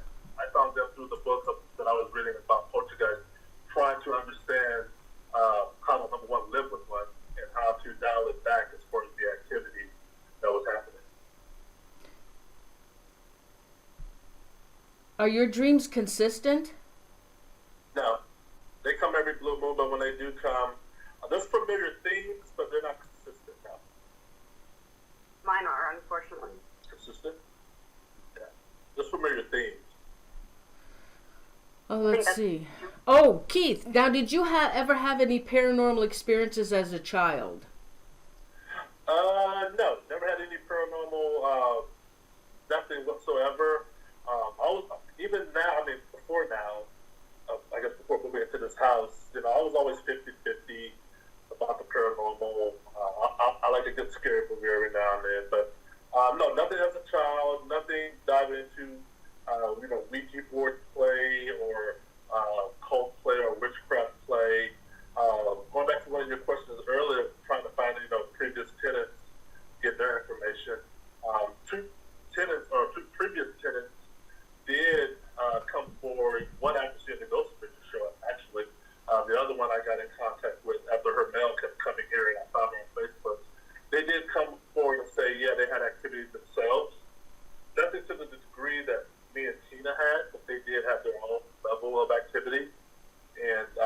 was kind of reassuring. And Steve and Dawn talked to them as well. I gave their information to them, but they never. The neighbors too. Yeah, and the neighbors, next door neighbors, or people across the street, things of that nature. But no, nothing as a child I've ever seen or experienced. I never even known anybody that had anything close to this. Do you know what a port is, Keith? Oh, I lost your video. I mean, your audio. Oh, when you were talking, there was no voice coming out. Yeah, that's so weird. Do you know what an apport is? Where something just appears? Yeah, that's happened a lot here, yeah. Oh, no kidding. What did you get? What did they leave you? Oh wow. So, okay, let me tell you I guess. Flower jewelry. Yeah, so early on when we started living in the house, kids' toys started appearing throughout the house. And I don't mean like under a fridge or washer and dryer. These things would be put out in the open.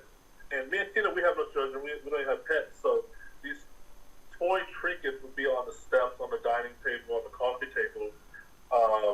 One appeared even last week when Carissa was doing AVP. So these are toy trinkets, and we didn't have any kids. But when the activity started increasing, then our objects started disappearing and reappearing. Like I said, the cross. The cross that's in my bedroom wall still is there. The first time it disappeared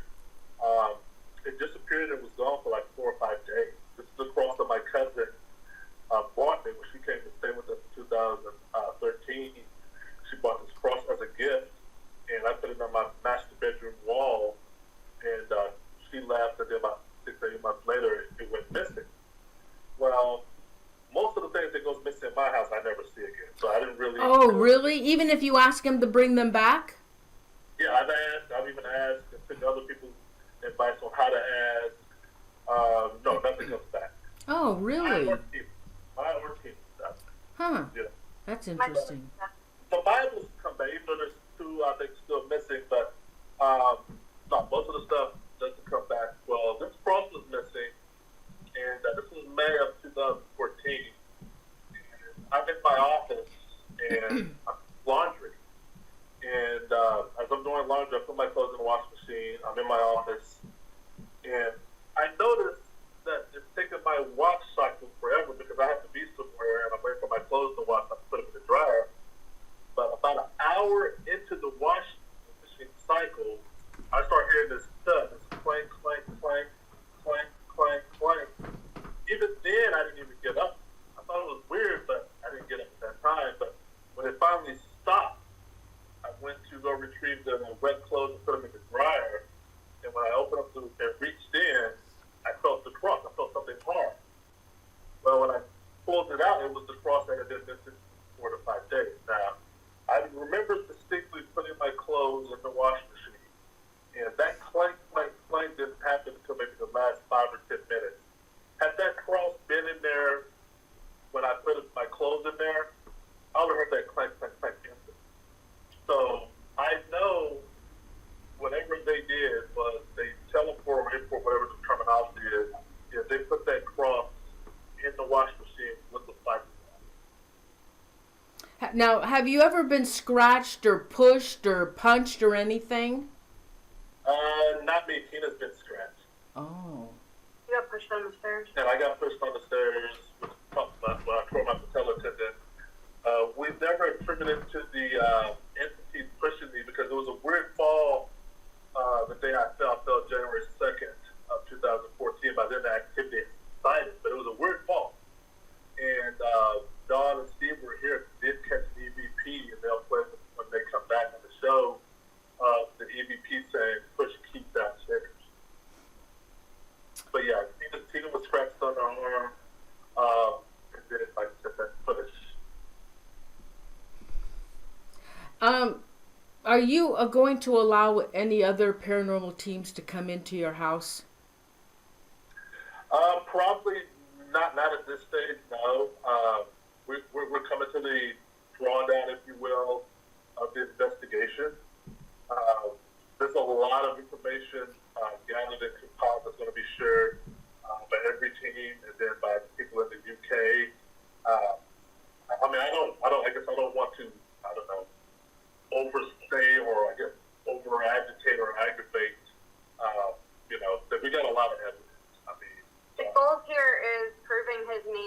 and the case, and also him going back to living as normal as a life as he can. Right. And not activating even more, and he doesn't want it to go to another level. Like, you know, when we first started talking, he didn't even want to put up the cameras or talk about the case in his house, and he's come a long way since then. And, you know, having other teams in here, he hasn't had the best experience with some paranormal teams, not just TV ones, but other ones as well. And I think that he's worried that that would just make it worse, which I agree with Ken. Yeah, you can agitate it. You don't want to keep picking at a sore if you want to label it a sore. Like I said, once I exit the house, whoever lives in the house after me, they're more than welcome. But like I said, going back to the evidence that everybody's compiled, that evidence out there or will be out there. Keep in mind the theme after the show aired, maybe, I don't know whether it was 60-40 or 50-50 in the paranormal community, was this guy hosted or whether there's nothing there. Well, we've proved that when this is all said and done, we're going to share and show that there is activity in this house. Tina, by no stretch of the imagination, there's nothing wrong with her. There was nothing wrong with that episode, except production crew got happy in post-production and wanted to have a little fun at our expense. We're not liars. We went through this for 2 years before we even got a team in here, so we were mostly dealing with friends, neighbors, and local help. It was only then when we exhausted those means that we went out of state, if you will. Patty, Patty Hale, she wants to know, are the spirits avoiding the cameras? The spirits are very, what we learned while Steve and Don were here is, number one, they can see infrared. They did, through an EVP, admit that they do not like infrared. For 2 years, that's all I've been using, so they've been destroying a lot of cameras, but I did not know they did not like infrared. But they manipulate the cameras, they turn them upside down, they've cut the power. They blur out the cameras. They blur out. Anything, everything they can manipulate.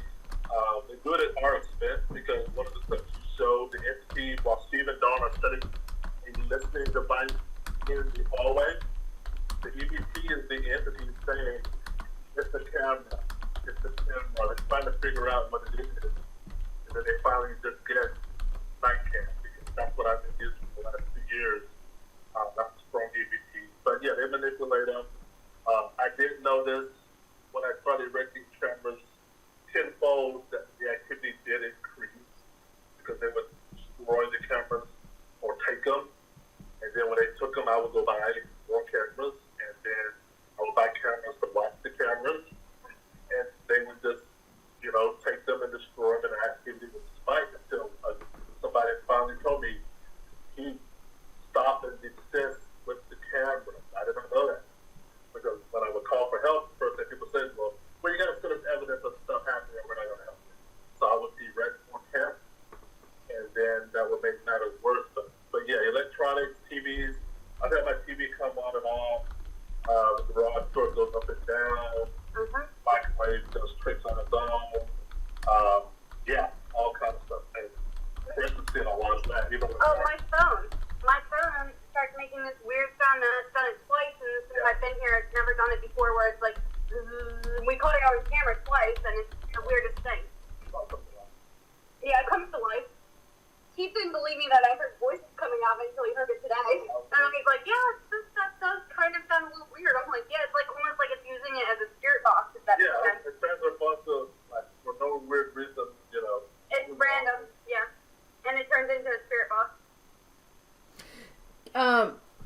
Keith, do you plan on staying there, or are you thinking about moving from the house?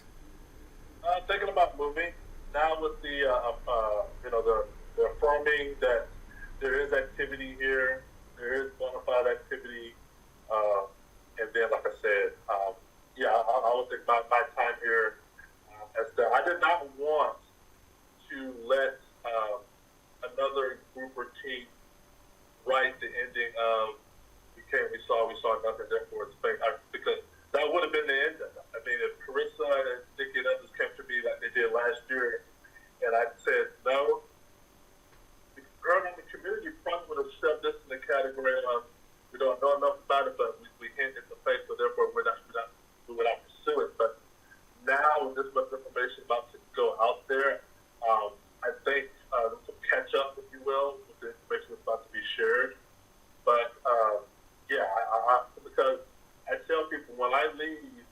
and another family comes in, they're going to have activity. You have not heard the last of this house once I leave, because there's activity that's going to be here. We think it's tied to the land. But what's going to benefit the other people when they move in that I didn't have the luxury of having is they're going to have all this information already easily available. Okay, I'm going to be troubleshooting, throwing infrared cameras when we have documentation that says that makes it worse. So people will come in the house, and I'm going to give it to them. People are going to tell people your house is one of them.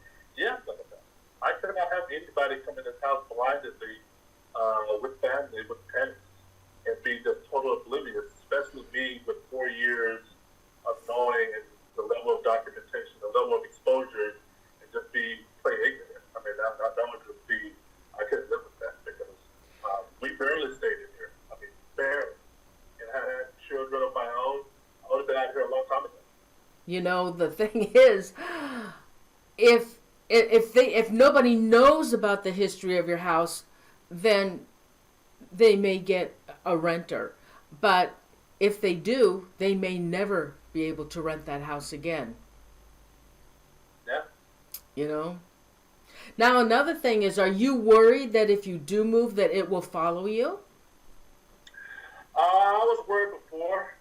There have been instances when I travel on business and I'm in a hotel in another state or half a country away. I've had things happen in the hotel room. Worried about that, but I'm getting back to me. Like you said earlier, 6 months ago we wouldn't even be doing this because I did not want to talk about the subject in my own house, let alone the street I lived on, because they really made me pay the price. But I have to say that the knowledge, with somewhat understanding that they've given, that Steve and others have given, yeah, even if it does follow me, I think it's going to eventually wear off. I don't see it being demonic. It's not like that fear factor anymore, really, either. Like, it's right. slowly, like, weaving down the fear factor. You have the fear factor, and we did. I mean, knowledge or lack of knowledge really increases the fear factor because you don't know. You're making it up as you go. And you do the wrong thing that can make something worse. But now, with a little bit of knowledge, I have to believe that there's zero fear factor, that, you know, the possibility of it following me, at least long term, is not going to be any. Previous tenants that I've talked to that dealt with this, they have not spoken of anything happening to them. Oh, that's good. That's good. Do you plan on writing a book? I have a diary. I mean, I have a diary because I kept notes and it's all details. It's in chronological order, but I haven't really gotten that far. But I do have a diary because, like I said, sometimes I have to write what I see because it takes me a day or two or a week or a month to just digest it and clarify it as real, just by the fact that I saw it. I mean, I see things go through walls. I don't know how many people on the planet have seen objects literally go through a wall, several walls, with their naked eye, and I have to digest them because, you know, what you're raised with and brought up with, that stuff can't happen. So you see it from one eye. Wow. Okay, well, this is really awesome. Any other questions for Keith or Carissa? Does anybody have any other questions? Oh, no. I'm here.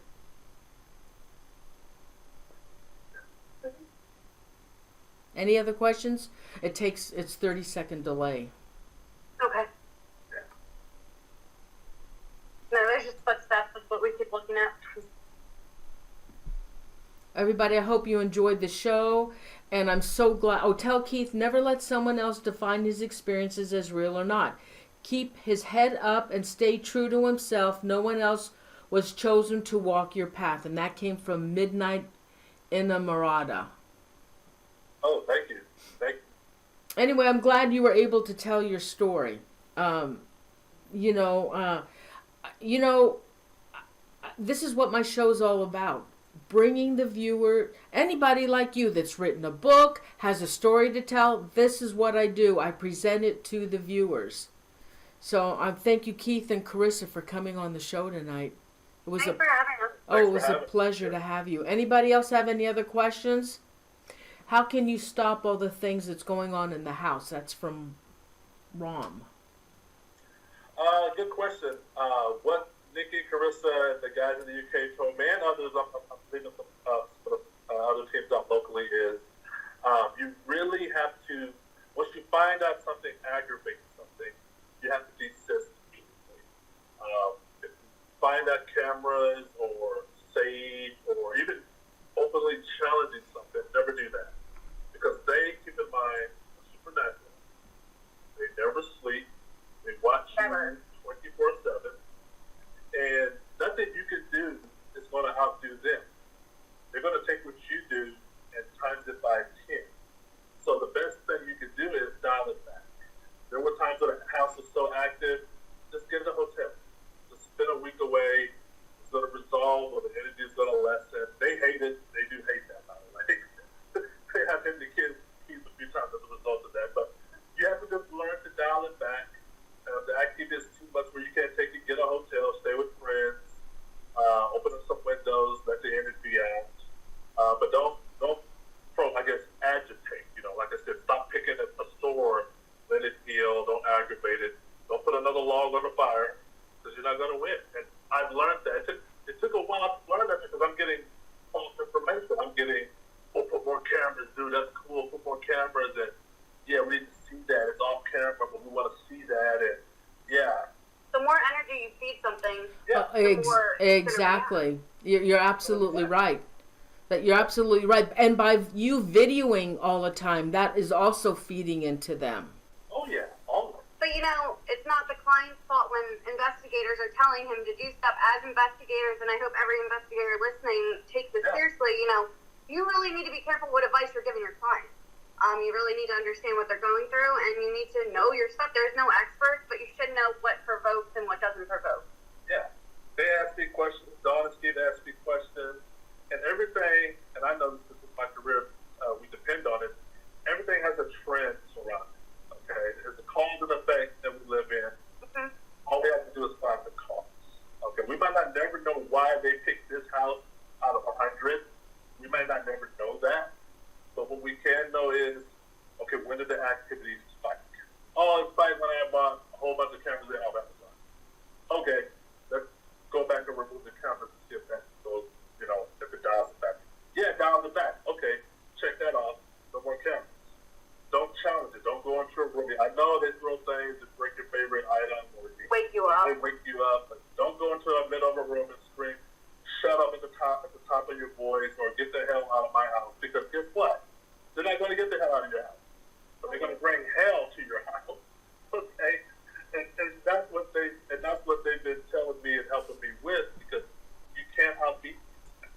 You can't. So then are you going to continue to do any more videos, or are you just going to stop now? No, just stop now. Yeah.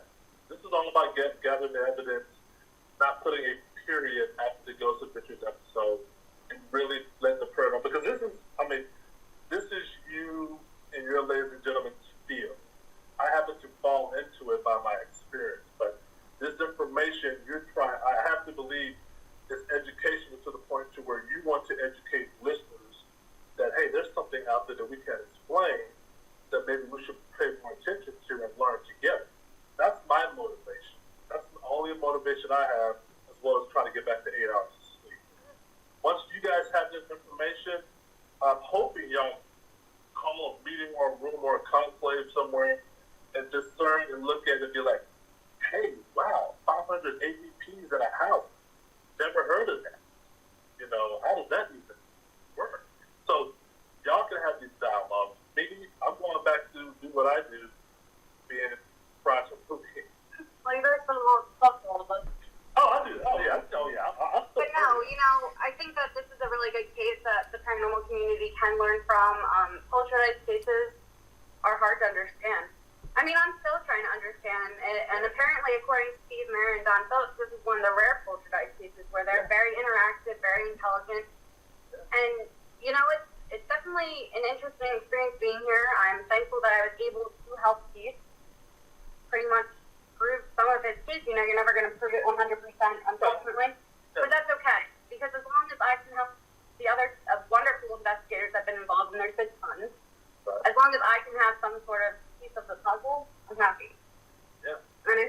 the day, it helps.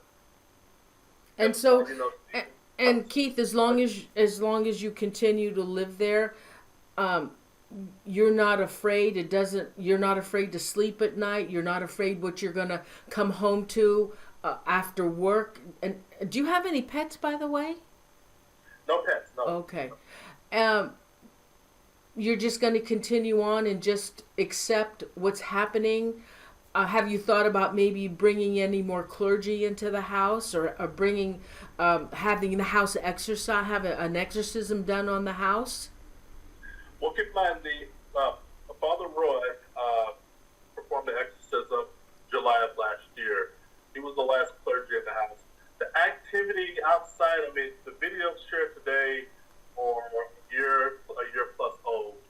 The activity that we see, that Nikki, Carissa, and Stephen don't have seen, that's the level 1 activity. I've had a garage door go up and down myself last week. But keep in mind, my reaction now to that garage door going up and down is way different than it was 3 years ago. If I would have saw my garage go up and down 3 years ago, I'll be running down the street and say, oh, there's a demon telling my garage to go up and down. Now it's callous. Now I'm like, okay, guys, I get it. Yeah, I wish I could do that. Okay.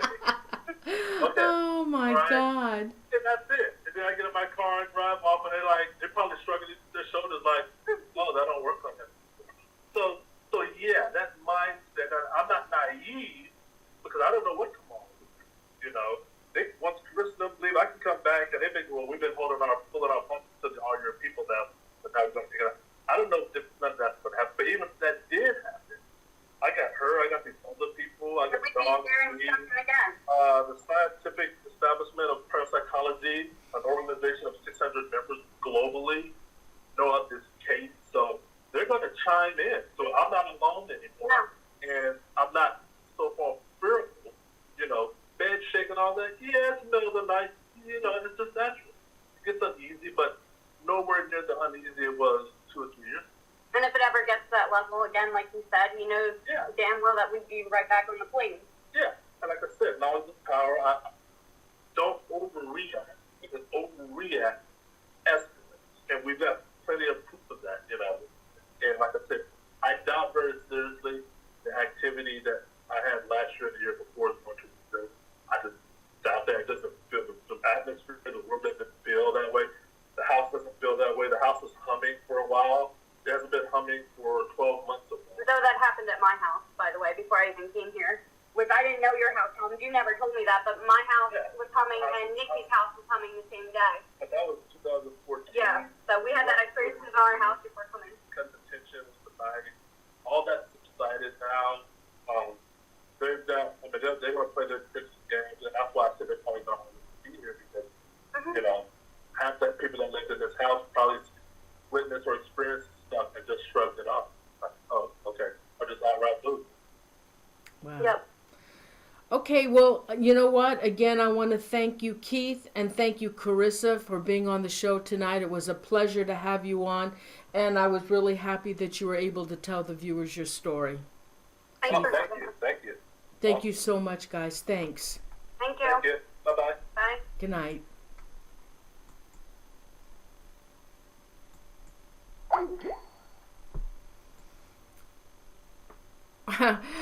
Hey everybody, I hope you enjoyed the show. It was a pleasure to have Keith on to tell his story. I had heard so much about what was going on in his house, and I was really glad that he was able to tell his story. And you know what? It's up to you. It's up to you to make your own decision. I just bring you the entertainment, the stories, and you make up your own mind. I want to do some shout outs. It was kind of an exciting night in the chat room, I guess, tonight, huh? Mark Porrett, Patty Hale, Charmaine G, Janet W, Miss T.Y, River Culver. River's a new viewer. Putty Tat, Meow Meow, Tiffany Twisted, Para Princess Patricia, Chipateria, Unique Sweet Annie, Ginger Simmons, Midnight Enamorada, Jamelia Castile, Dave, my buddy, Country Roads, Dave, yay. I See Lies, oh my God, now you see you guys are going so fast, oh my God, wait a minute. My Bud Dave, I See Lies, Janet W., The Easily Bored One, 1992. I know Lisa Knox was in. She wanted me to say hi to her. Mandy J, Jennifer Patino, Andrew Cox. How's the weather, honey? How's the trucking going? Battle Boy 1. Oh, that's Matt. Oh, my God. Matt's going to be on my show. Oh, my God. You guys are going to love this. Matt's going to redo the show with me on Corpsewood Murders. And Matt sent me a DVD from news footage. So he's going to do the show with me. Oh my God. Matt, thanks so much for joining us tonight. Butters, Butterfly Kisses, Summer Sims, Janet Balt, Mar Bear, Bass Singer, 11, Miss Lydia Thrash, Royce Hinman, thanks honey for modding. Thank you. Andrea Bonner, Lily Tooby, BCH Bounds, Carrie Eastwick. Oh my God, it's going too fast now. I can't. Hold on, guys. Oh, there you go, Lisa. Carrie Ellswick Castaneda, Crystal Flowers, Tina Nichols. Oh my God, we had 180 people tonight, Dave. Mandy J. Okay. And Angel Michael was here. Anybody else? I know it's down to 120 now. We had 180. Oh yeah, Lully Tooby, Margarita Havorth, Kathy Salento, Jay Alford. Jay, you made it. Anybody else? And Royce, thank you. Royce, thanks so much for being here tonight. And thanks for Putty Tat and Crystal. Crystal, where are you? Thank you to my mods.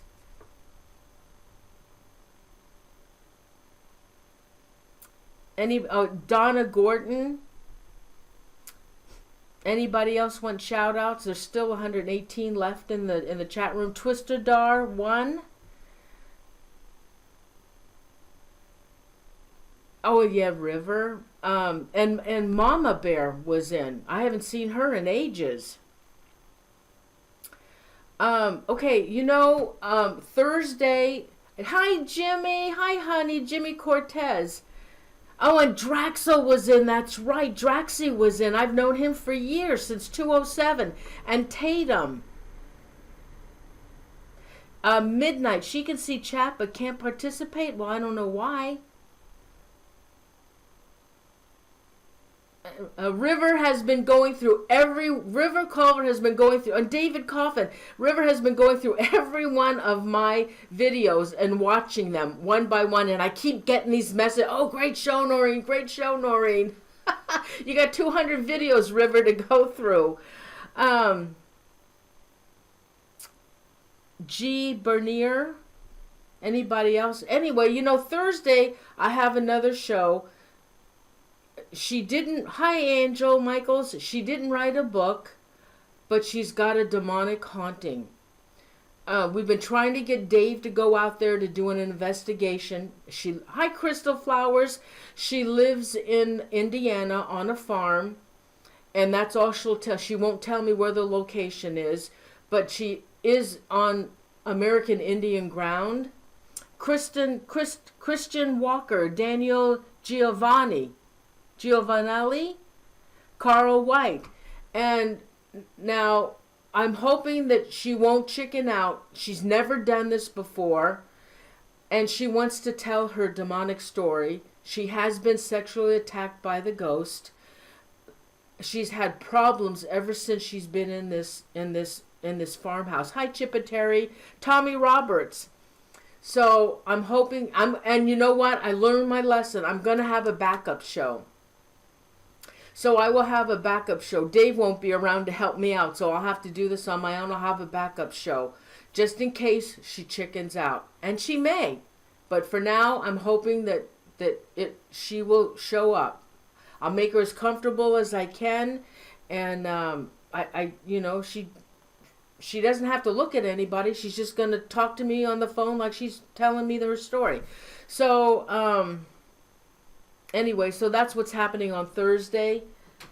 I don't have my calendar with me, but I do remember about Thursday. I've got a fella, he writes true crime books, and I'm trying to get a true crime, once a month, true crime. And we're going to talk about the Zodiac Killer, the Black Dahlia, Jack the Ripper, all kinds of really awesome true crime, and that's what he does. He writes true crime. So I'm hoping once a month he will do true crime with me. So let's see, I guess I can't remember the other shows. I got some really good shows coming up and I can't remember. Oh, we're going to talk, I'm Jackie Barrett. Lisa, Jackie Barrett, she interviewed Ron DeFeo. Ron DeFeo, as you know, was the one that was convicted of killing his entire family at the Amityville house. And she's coming on. Hi, Sandra Miller.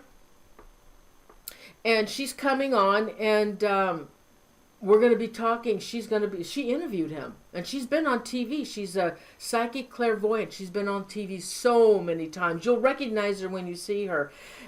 M. Cordero.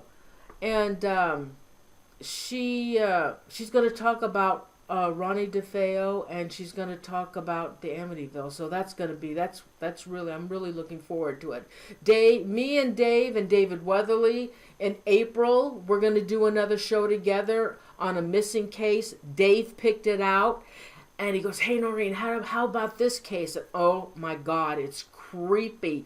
And it's on it's a disappearance. So we're going to talk about that in April. Nora Miles. Mama Bear, there you are. Mama Bear 101.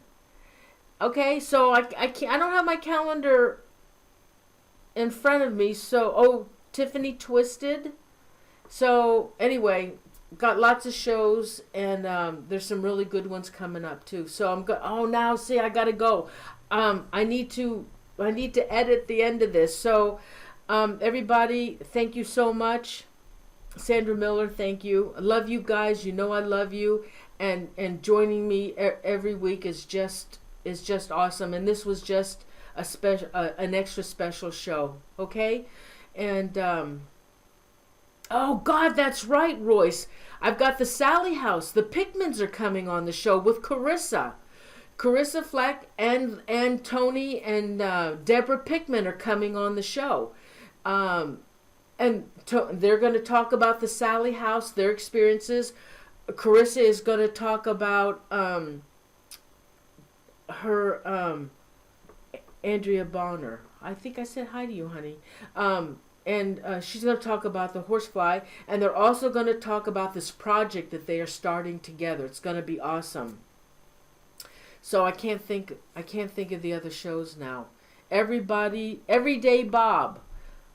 Okay, so I'm gonna say goodnight because I wanna take this off of here. Okay, did I miss anybody? Okay, guys, thank you so much. I love you. Have a wonderful week, and I will see you on Thursday. Okay, we will have a show one way or another. We will have a show on Thursday. Okay, so love you guys. Have a great week. See you on Thursday night, and thank you so much for being here. Love you guys. Good night.